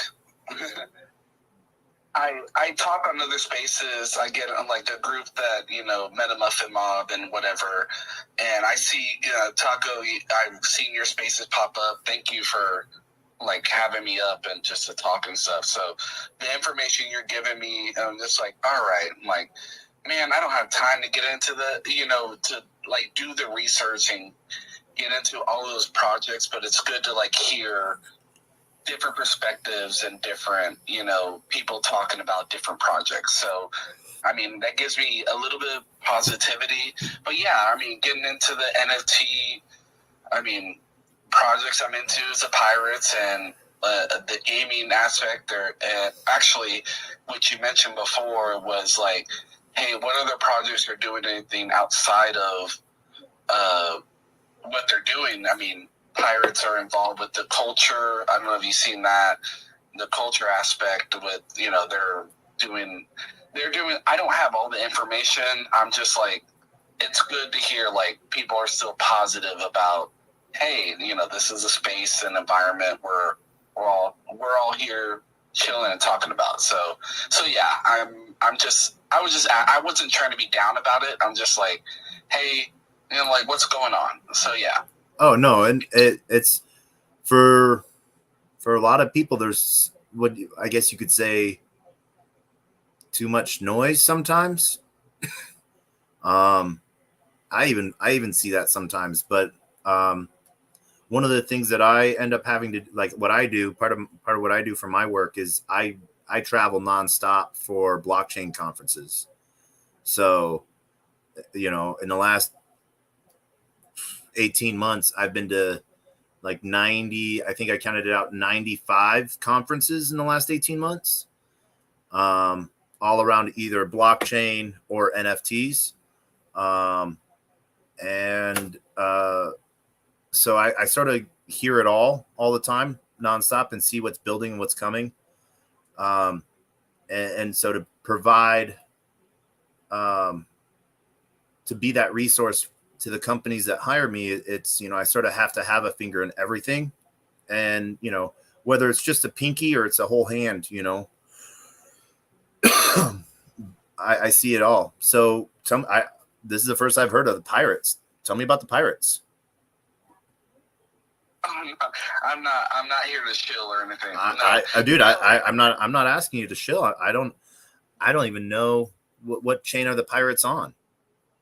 Oh, I mean, come on, you've been, but I did look and it's like, damn, like 45, 40 or 4 point followers and stuff, and I'm like, yeah, and I've seen your spaces before. I've never been up to talk and stuff, so it's kind of, but I mean, the Pirates is just like, I made my money in Dapper Labs and NBA Top Shot and stuff like that, but getting to know different environments and everything. But yeah, Pirates was my first NFT buy, and that's just how I got into and then there's Metamuffins, who, I mean, I got a couple of them, and so yeah, it's just like I just jumped on to get a vibe of the community. I got about like an hour left to like just Degen on spaces for a little bit, but going back to the original thing, I'm like, hey, what are you buying? What are you doing? I'm like, I'm not buying or doing nothing right now. I'm just I mean, the money, the way the market is right now, it's just like, man. And I actually lost money in Mutant Hounds. I bought them at like 0.4, 0.5. Like I had to sell and like everything was like, holy shit. So, and I was just like, wow. So it's just crazy how the market changes. So, yeah, I'm not pushing or chilling or anything. I'm just sitting here seeing seeing what y'all think, and I think, Taco, you're the host, and then there was John. I didn't mean to cut anybody off, but yeah, I'm just sitting here chilling. Okay. No, this is this open space always. Always everyone is able to, come up and join in on a conversation. So it's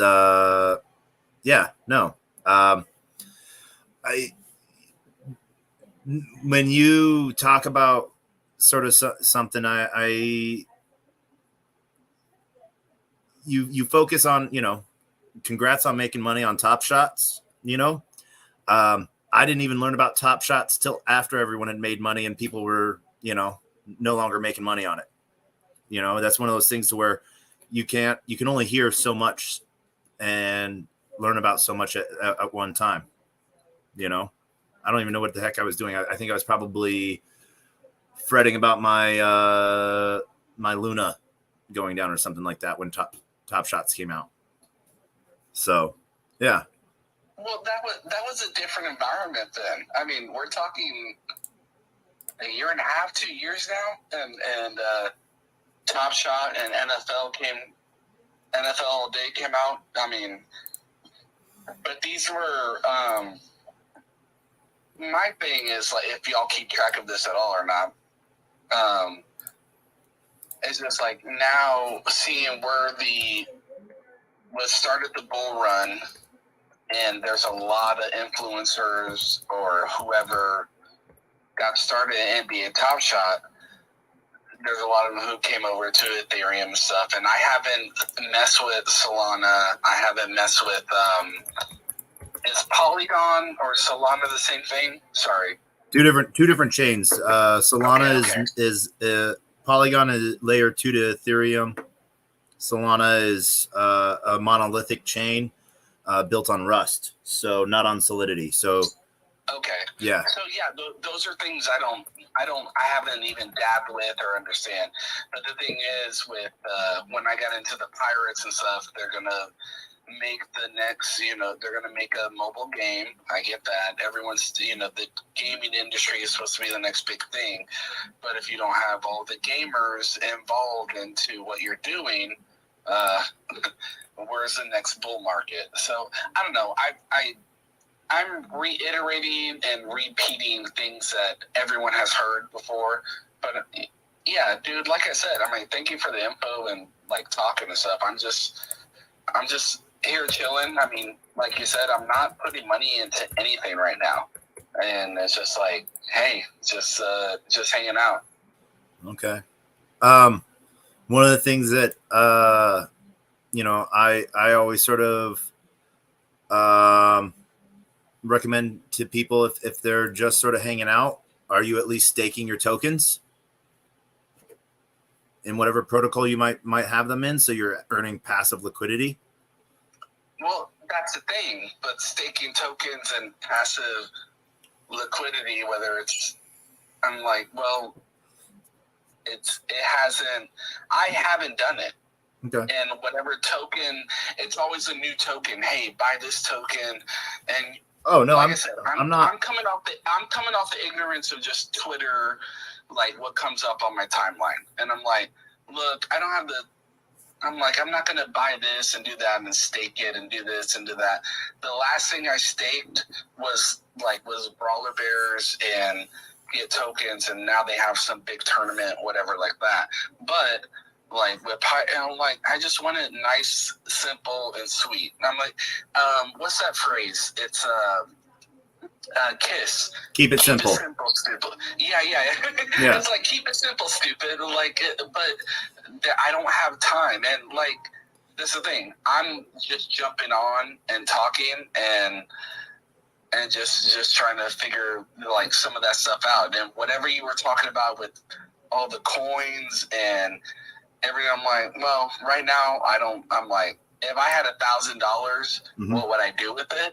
But I'm just well, don't have it right now, and just trying to figure out because everything is down. Yeah. Plain and simple. The one thing I do want to buy, and this is just since you're asking, the one thing I do want to buy, like an Invisible Friends, the 3D version. Yeah. Like they're like walking around. I'm like, that's a good low entry point compared to. And then the other thing I still don't understand how it's holding its market is what is it? A Kid Called Beast, or it's a Beast, or a kid called Beast. Yeah, they've been holding steady, right? And like I said, I just jump on Open Seas. I check, things that I'm into, but I have no idea what's going on with the. How would you say? I don't do Discord. I don't do, I don't keep track with stuff. I'm just Discord. Just trying to. Discord is the bane of my existence. I hate it so much. One of the things that I would like, or like, heck, even from like there, if you're looking at NFTs, and you're looking at like those ones that like Alien Friends are doing a huge, like they're starting to push some big stuff with their IP. They're sort of undervalued. Dented Feels, same thing. Doodles are still holding strong. Invisible Friends, it's, people don't understand, but outside of the if you're in those communities, you can sort of see what they're building. And so like, it's the community that believes. And so when I talk about LPs and tokens, if you had $1,000, so this would be my suggestion. If you had $1,000 and you didn't know what to do with it, I would say have $250 of USDC and $250 of USDT. Those are two traded tokens. People trade back and forth between them all the time. So when I talk about liquidity pools, I talk about the passive income side of things. So you're providing, so sometimes people will look at exotic pairs like USDT or USDC and ETH. And when the price of ETH goes up, your pool value goes up as well. But USDT and USDC stay stable. They stay $1. It stays $1. Hold on. And sorry, not to get too involved in it, but what platform are you using that on? Uniswap. The only thing I have for crypto wise is crypto.com. I use that.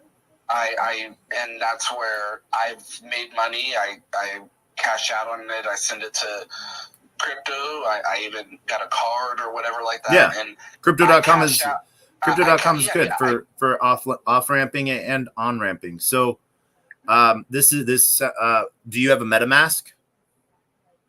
Oh, well, yeah, I have. Okay. I've been, yeah.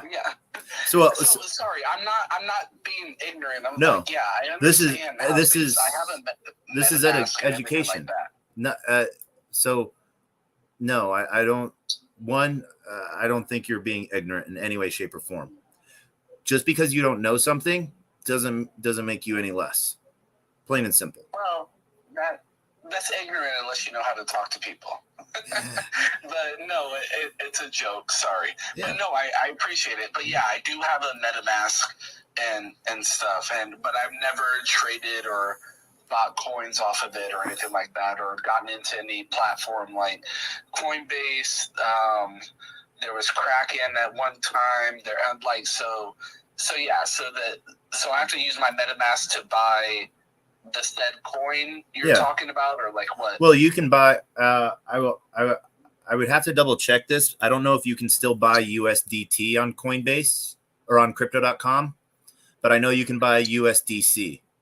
And I think they even have like a 0% fee on, or no, Coinbase has a 0% fee on buying USDC. I use Crypto.com. I use my card with it all the time as well. Okay. So, if you have your stuff, so Uniswap is where a lot of stuff is done, for, DeFi trading. And so if you have, I'm just going to use these even numbers for a second. You have $100 of USDC and $100 of USDT, and you can pair them together in a liquidity pool on Uniswap. And if you look at pools, they have some really good videos, how-to videos, on what a liquidity pool is, to learn about liquidity providing. And one of the things that you'll hear about is impermanent loss.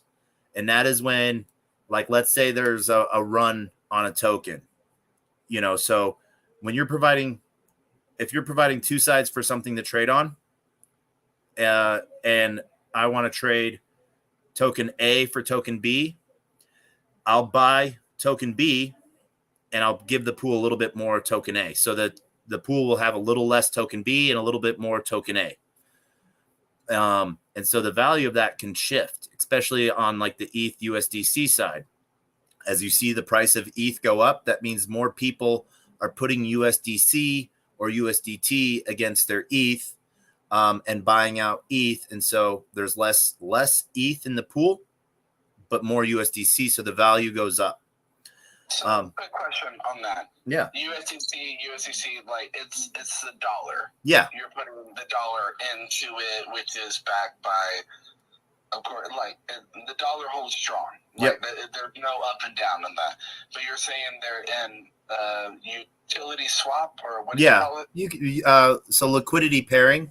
So you'll provide liquidity. And so the reason I tell people to do USDT and USDC is because that value doesn't change.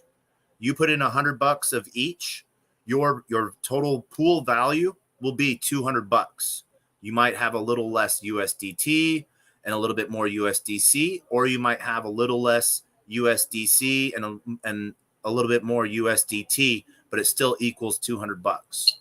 Now, yeah, can you cash that out right away? Yeah. Okay, so that's a good point. And then getting into that, but it's like, what is it? Getting into dividends, right? Is that like not dividends, because that would be a security, and we don't deal with securities. But what you get is, so as you know, what's we business? We don't. I'm sorry, you said we don't deal with securities, or like what? That's the thing, because like I'm sorry, like I said. I've cashed out on some stuff, and it's just like, boom, $1,000. All right, good. Yeah. I get it out right away. Yep. And I do live in the States, so I am, hello. Yeah. I live in Texas, and so as soon as I make some money, I'm like, boom, it's out. It's like, and I've lost some money as well, but overall I'm still up. But as soon as I make some money, it's going out of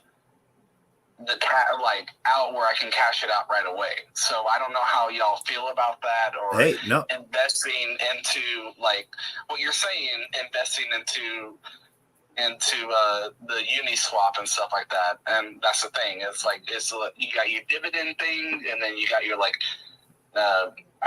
investment rates are stupid right now. So it's just like, hey, if you're out in this market right now doing money moves, it's good to hear what people are doing. So yeah, I'm sorry, I didn't mean to take over the conversation. I was just like, no, that's okay. These are all questions that just pop in my head.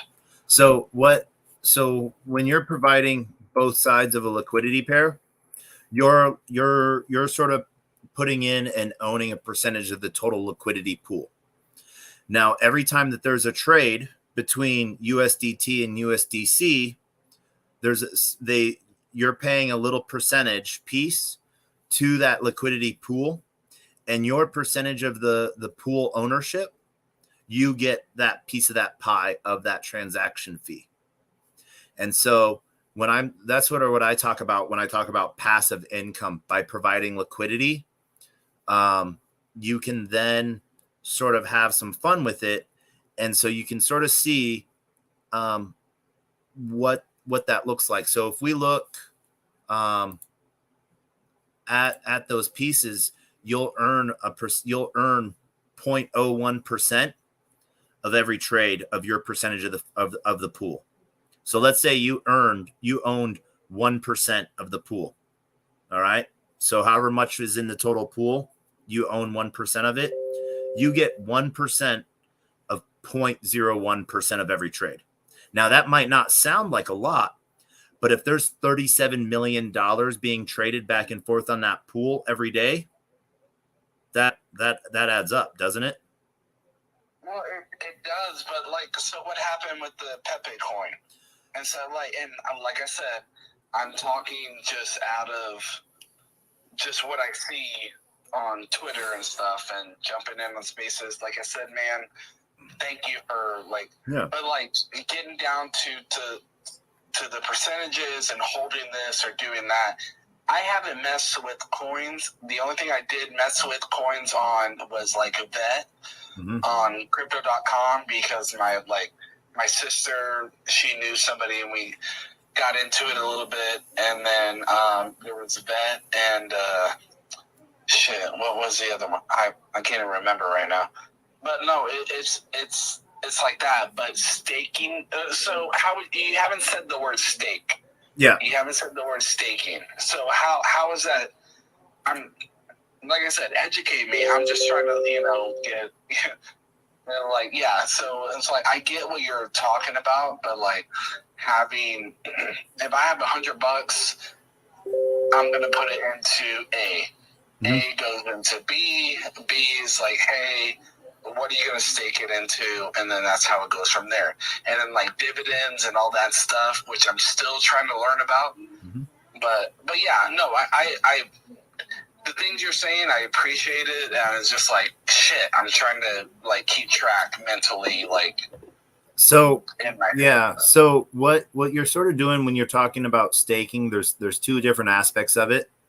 There's ecosystem tokens, where you're staking them into if it's a as a proof of stake network, you're staking those tokens into a pool that generates yield for providing a service, providing to the ecosystem to work off of. Or if it's an NFT project, you're staking your NFT to show your loyalty and or belief in that ecosystem to earn some sort of reward, incentivized reward. So staking is used as an incentive. You're looking at incentivizations. Now, if you're like, but that's a bad thing. Yeah. There's a difference. Like, so think of Uniswap as like a money changer. Yeah. All right. Yeah, so switching it in and out, and then dollars to euros, and they take a fee. They take a fee every time. So you don't get exact, like you go and you want to bring $100, you want to change it to euros. You're not going to get $100 worth of euros. They're going to take their fee. Right. Well, yeah, that's basic credit card transaction stuff. Yeah. No, I'm sorry, and maybe I went off topic and stuff like that. I'm just here like for the NFT market and stuff like that. I made money on Top Shot. I took it out with Flow, right? Yeah. Like something as simple, Dapper and all that stuff. I'm like, yeah, that worked out really good for me, and it just like. Boom, got it out. And then now, from what I've seen, from what I've read or whatever like that, like Dapper and NBA Top Shot, NFL all day, and then they're reaching out to like soccer league stuff like that, like or whatever.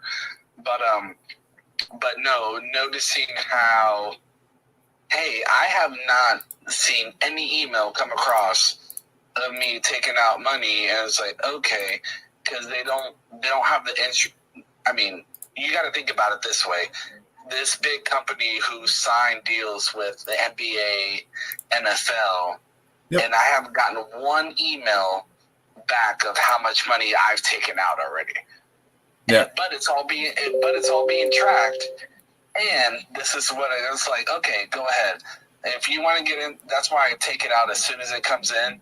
I was like, all right, I can turn that straight into cash and go ahead, try and take taxes out of this or this and that. I'm like, no. Like, these are completely corporate structures that don't know what they're doing.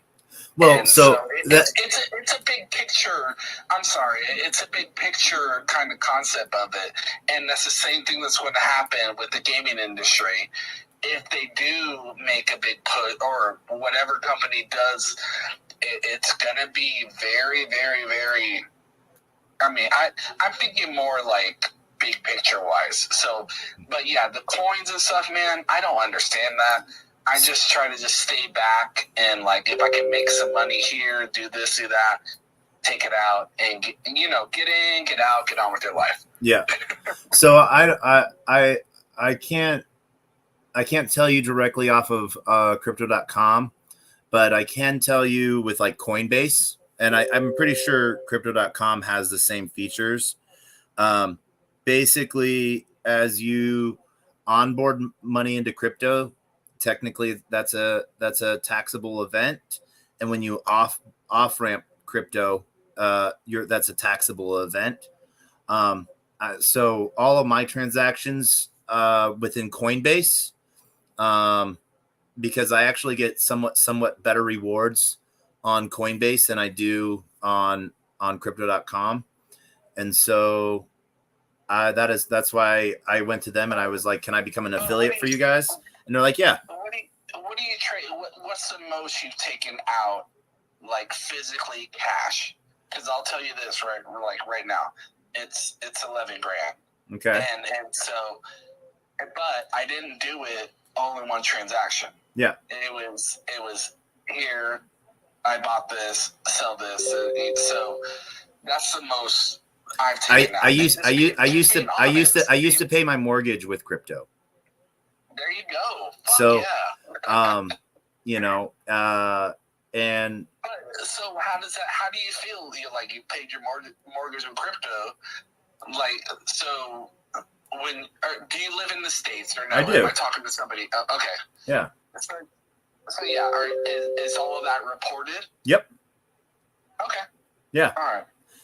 And the reason why is because one, I do a lot of stuff on DeFi. And so I don't track that. I track what I put in and I track what I pull out, because that. So the losses, have you tracked the losses or no? How long has it been? Like 5 years you've been doing it? Because I know I hear people talk about hey, I report my tax, I'm reporting this and this and this. And me, I'm on a very minimal scale of it. So I'm curious to see how I track my losses within Coinbase that I have within Coinbase.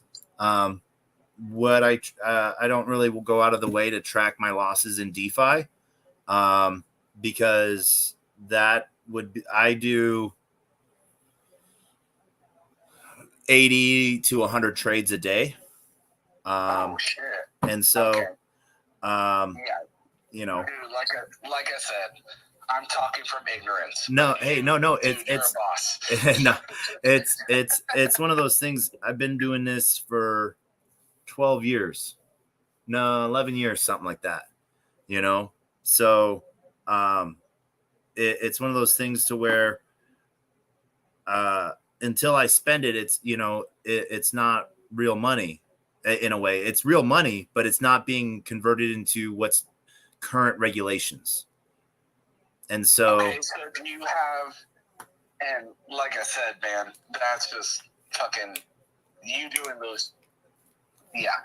And this is why I like to get on to spaces and talk, and I'm like, holy shit, there's a whole nother aspect of what you're doing compared to hey, I'm just trying to just chill, make some money here, buy this, buy that. I like, NFTs, and I've made some money as well. But dude, I'm almost like, holy shit. But when you get into that aspect of it, man, it sounds like you're killing it. I love the info, and I'm just like, yeah, I'm talking out of my bounds. Does that make sense? So I feel like you're not really talking out of your bounds if you're talking about what you know, and asking questions about what you don't know. Really, sort of what you're saying, you're not talking outside of your bounds. Now, if you were like, I don't know anything about Polkadot, and then you started to go off on Polkadot or what you thought of it, then I'd be like, well, you obviously do know something about Polkadot, or that so it's, we only know what we know, so we're not really talking out of our bounds, especially if we're asking questions, at least in my opinion. No, dude, love it. You know, and so, for me, this would be my simple solution or my simple suggestion. You use crypto.com, let's look at the main 3 tokens I'll talk about real quick. I'll talk about Bitcoin, I'll talk about Ethereum, and I'll talk about Solana. All right. At Bitcoin's all-time high is roughly 2 times what it is right now. It's right around, I don't even know. I think it's around what is Bitcoin at? I think it's around 29,000 right now.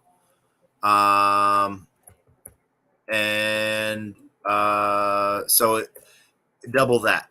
So it's at 26. So at its all-time high, you could 2x right now. ETH is at about 1,800. Same thing. You could just over 2x right now. Solana is trading at $21 right now. It can 10x to get back to its all-time high. Actually, 12.5x. So if we're looking at just where things were at its all-time high, and if you want to ready yourself for the next run, what tokens have the chance to get back to their all-time highs the fastest? Now moving $30,000, that's going to be a lot of movement there for Bitcoin to get back up to its all-time high. ETH moving another 2,000, not as much as Bitcoin, but it's very doable. Now, Sol going back from $21 where it is right now, all the way up to around 250. That's not comparable. That, if we look at these things mathematically, where's the most room for you to make money? And if we look at transaction pieces, why there was, I'm going to call these layer 2s built on top of the Bitcoin network, like Lightning and everything like along those lines, was because transaction costs on the Bitcoin network cost so much. Sending $15 to your friend cost you $50 in fees. On Ethereum right now, sending $15 costs you about $5 to $40, depending on transaction on gas fees at the time. Right now in Solana, to send you $15, it's going to cost like 0.002 cents. So if my suggestion, and same with Flow, I think Flow is like around $3 a transaction, sometimes a little bit more.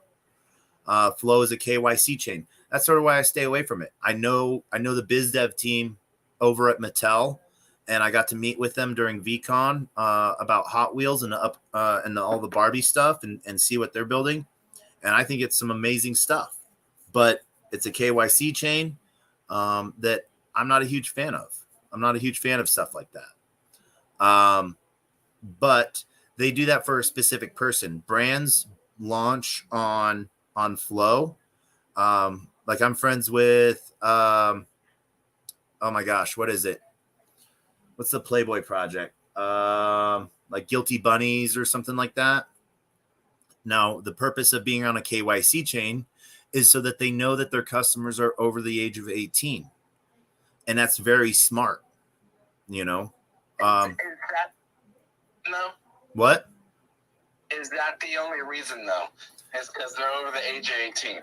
Well, do you know how much trouble you could, so if you look at it this way, any Playboy item at any store, they ID check, Oh, yeah. No. But overall, yeah. Like, this is why I have a little bit more insight, like with Dapper, and the only reason why I got into NBA Top Shot is because it was, hey, your customer are like, all right, cool. You get your money back as soon as you want it, everything like that. Now they have switched it, probably to cover their own asses, because there was when NBA Top Shot first came out, there was like the big guy who, the one who bought number one seeds of everything, NBA. I'm forgetting his name, but is just buying number one. Like, I'm just gonna buy all the number one stuff and everything like that. and then it switched. I'm like, okay, but me, just so you like kind of perspective and understanding what I'm talking about. And it's like, I got into NBA Top Shot because I love basketball, and I understood how, hey, this person did this for this event, and it would fluctuate up and everything. I'm like, I would make, I'm like, holy shit. I'm like, I'm making some money because somebody performed a good, and I had NBA Top Shot. I had 10 or 12 duplicates of each player and was able to sell it at a good time, right? Yeah. But getting back to it, I was like, I have not seen, and know your customer. I'm like, yeah, I'm sorry. Excuse me, my voice is giving out on me right now. But getting into the delicate details of that is just like, I knew what I was doing. I'm like, all right, cool, made some, and even, I'm not talking like $1,000. Like, hey, one night I made $50. All right, cool. And like, but now Dapper Labs and everything going on with them financially and all the backlash and everything like that, I'm just like, well, I'm glad I cashed out super early, and I sold pretty much all of my sets, everything.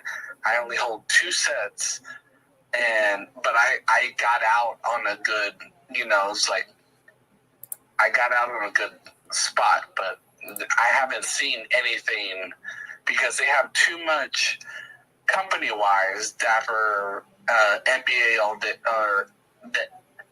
How would you say this? Corporations, when they sign up on these big deals, they're going to be asking for like, hey, what are you producing? NFL all day, NBA. And that's why I got into these projects, because I'm like, holy shit, if you're being backed up by the big brand, then you're good to go. But at the same time, look what happened. So, and that's the thing. It's the same phase, the same, how would you say, the charts, whether it's coins or not or whatever, the same charts you see go up and down, it's going to happen with the gaming industry as well. So I've seen what has happened, made some money, and like, but there's no person that's there's no governments are like, hey, you made this money off it. I'm like, okay, well, how about you see how this company has lost this much? I'm like, don't even.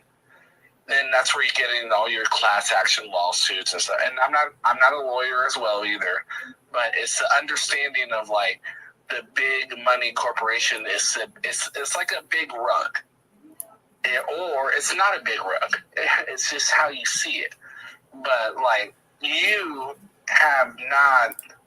You made your money. You've done your things. But you can understand how someone who made $100K off of one NFT, and like, they're not reporting it, they're not doing this, and that's the whole big, whether it's a scam or whatever, or like that. I don't know. I just think about it big picture wise. So I'm like, you're gonna like be mad at me for like $10,000. Like, what are you gonna do? But somebody else is gonna just get off with making 100. So it's a big, and the legal system is way behind all of this as well. And if you do live in the States, you know how shit is just fucked up right now. Yep. I'm sorry. I'm just ranting. That's just my thoughts on it. Yeah. No. So one, those people that made a boatload of money for an NFT, they have to off ramp it, through their own processes. And so, no, you don't know if they paid taxes or not, so I would assume that, yes, they did, because, people thought, when you're making it, one, you don't really have that money until you actually sell it.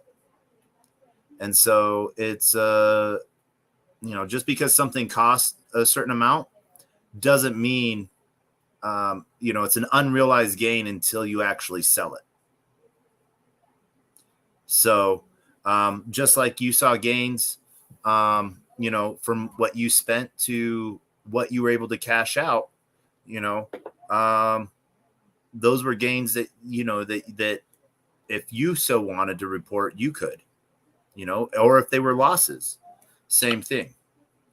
Well, no, and that's the thing about, like, I've heard some people talk, and you've been very, how would you say, rationalized about everything I'm saying, and then there's people who's like, well, you can't do this, you can't do that, and it's like, okay, like the project, and random people as well.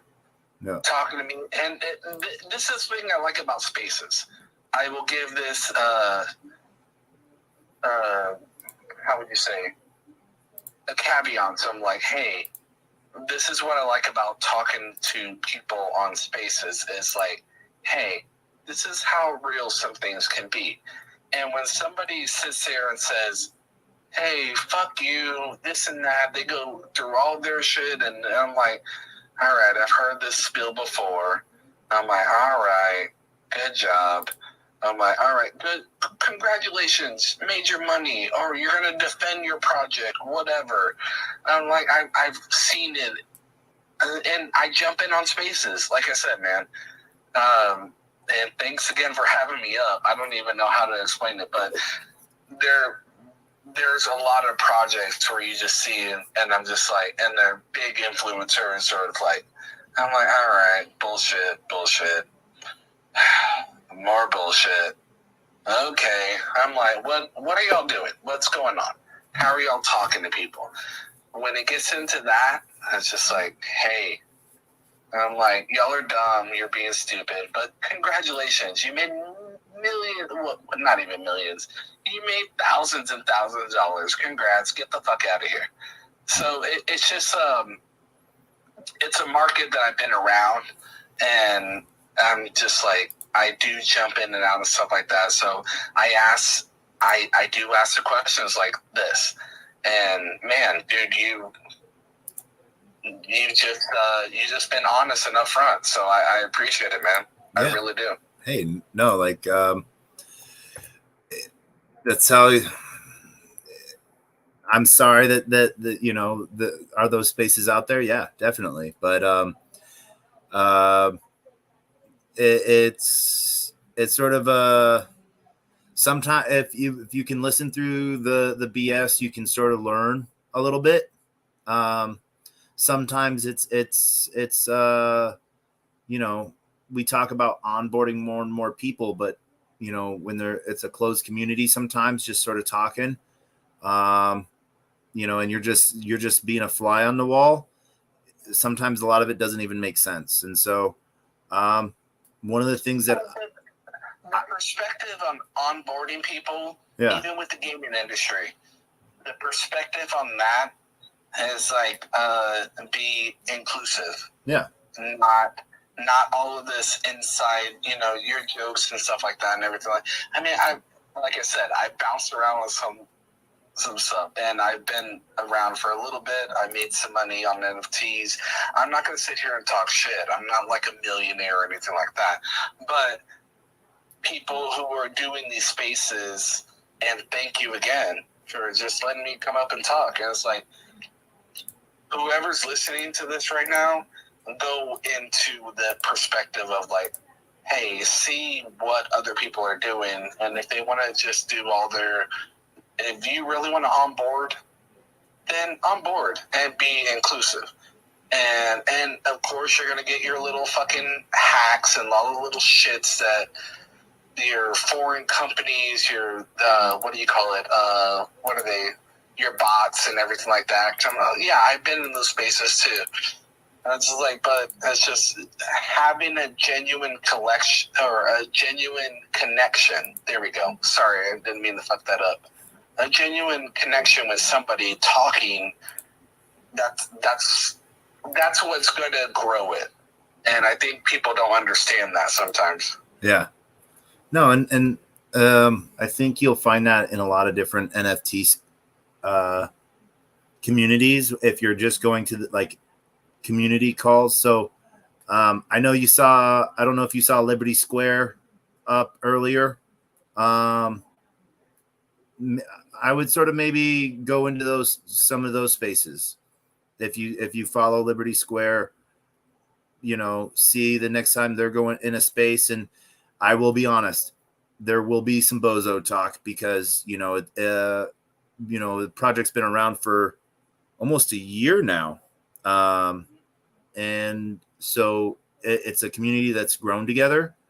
But you'll also hear a lot of talk on what's sort of building, but put the hand up to request to come up and ask, like that's like the number one piece of advice and probably the hardest thing you'll ever do, Oh, well, no, I get it. Yeah.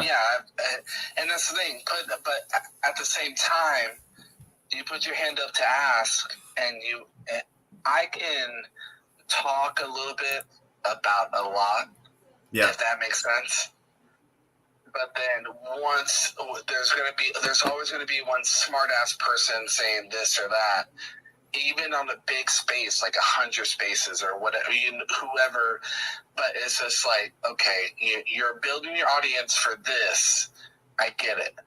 When someone new asks about this, have a reaction to say, hey, like, we get what you're saying, going from there and there. But I don't think a lot of these spaces, and you gotta like connect to people and everything like that. I get that, right? I get it. But it's just like having someone there to answer random people's question in the right format, and then, okay, are you asking something simple or are you asking something stupid? Cut them off right away. Or don't make it a joke, but it's like, hey, look, we're gonna move on from this and this and that. That's I haven't seen that in spaces. I really haven't. There's no how would you say, there's a format for the big spaces, but it's just like you're gonna make it hype about this. But no, it's like, hey, let somebody ask a question, do this or go. But they can't understand because they're not gonna damage their brand from somebody asking an off-topic question, and they don't know how to answer the off-topic question. So, I mean, if that makes sense to you, man, that's just what I'm just it does. letting you know. It does. So one of the things that sometimes if it's an off topic, it can take, if it's like so off topic that it's not on the current, like if they're following a format, and they're talking about tea and you're like, yeah, but can we talk about soda for a second? Then yeah, that might be, but the conversation's all about tea. But if you're like, hey, I heard about this mint black roasted tea. Do you know anything about this? Or, how does this relate to that, what you're speaking of? If you're staying within that piece, then yeah. But if you're like, oh yeah, we're talking about tea, and you're like, hey, can I ask you a question about cars? I don't know if are you in a lot of Telegram groups? No. Oh, okay. But I get what you're saying. Yeah. Like, yeah, no, and like I said, if I was hosting a space and was like, holy shit, I'm like, what the fuck? But the thing is, the thing is with, I don't know, I'm calling it NFT space, but I don't know about all the coins. I don't know. I'm not educated on all of that on the background, right? So when someone jumps up and it's just like, hey, I'm going to say this, and it's like, all right, well, hey, don't know what to do. Boom, boom, break it down, right? But I've seen those I've seen the big space turn into like silence. Yeah. Because there's not someone who's just like, Okay, I don't know how to approach this, but I know how to respond. And the quick way to respond about it is like, hey, thank you for your thoughts. Go on. All right, cool. Let's move on to the next subject. But I think there's some spaces that are troll spaces that I've seen before, and it was just like, ugh, I can like go on for hours about this. Like I said, it's knowing your audience. And dude, like I've seen you've been hosting your spaces, and like thank you for letting me talk. And it's just kind of like it's a build on that. And some of these bigger spaces, they want to do hype videos or do whatever the fuck they're doing. And I was like, all right, you're still killing the market because you're promoting whatever. And like the Pepe coin, I still don't understand that. I wish, dude, we can have a conversation about it later. But like, there's so much more that I don't understand, but I understand how this is why I get on and talk for human interaction. We're not going to sit here and tweet every fucking day and build this, and you have fucking 10K followers and all this, and you're tweeting this BS, this, that, or whatever. So it's just, I don't know. For me, it's a balance. It's a balance, like understanding who you're talking to, but also understanding what you're doing. Yeah. And if that doesn't make any sense, then I'm just like, I guess I'm talking to myself. No, you are not talking to yourself. I hear you. I was slightly distracted because I was sending you a tweet of some good spaces you might like. Oh, shit. Thanks, man. Yeah. And so like Dan the Lost Boy, Gentle Tornado, Liberty Square, and Mutant Ape Wives might be some good spaces where you can come and ask questions both on NFTs and tokens and stuff like that. But don't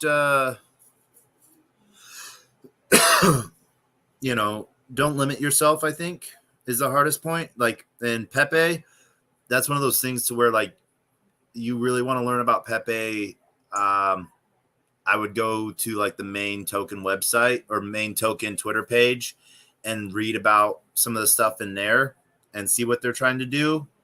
And they're, it's one of those things to where like I told you from the beginning, I ain't got time to be I understand, but you can't, but this is one of those things to where like I can't even give you the lowdown on what they're doing because I don't know. I heard about it coming up during NFT NYC in April that something might be coming out. And so as a birthday present, I literally bought $8 worth of it. Go. There we go. And and there's some people on my, the meta muffins and like not chill over, but like we chat. They have a space, Wednesday, Friday, and stuff like that. We get it, and like there's some guys who've been in there, and it's just like, holy shit, they made some money. I was like, fucking A, congrats, man. But when I get on those spaces, we've all talked about like family stuff and being a good community, and I think that's kind of man, dude, I've never talked to you before outside of this, but I appreciate it, man. I really do, and I know it's getting late and everything like that, but man, I could talk all night, but I just it's hope to see you around, and I'll be jumping in your TacoBytes spaces. It's just like I've seen them pop up, and I'm just like, well, jump in and this and that, but yeah, so I appreciate it, man. I really do. Hey, no, not a problem. And yeah, you are right. It is getting a little late, so we are going to wrap this up. And my suggestion to you, I would go download a Phantom wallet, for Solana, and then once you do, send me your wallet address, your Solana wallet address. I ain't got time for that shit. How many times I gotta tell you this? Download literally on the phone while you're talking to me right now. You could download Phantom Wallet. All right. It's that little purple ghost, and then all you got to do is hit that copy button on wallet address, and you just got to send it to me. You see, this is where I gotta cut you off. Like, it just close the space. Like, we're done. Yeah. Like, I don't close. So this is how I close my space every day.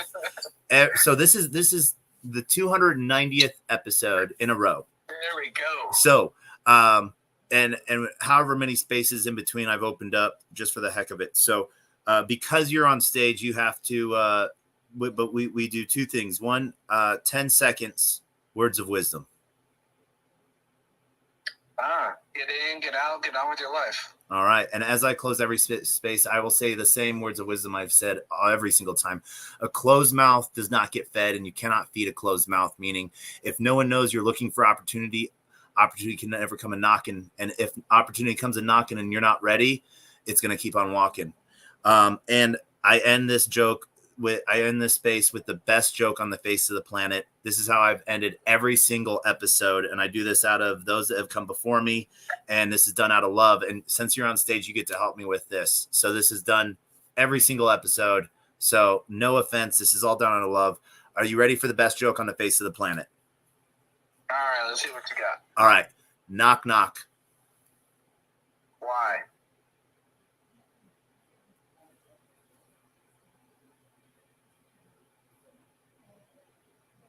We got to go with the joke. Knock, knock. Who's there?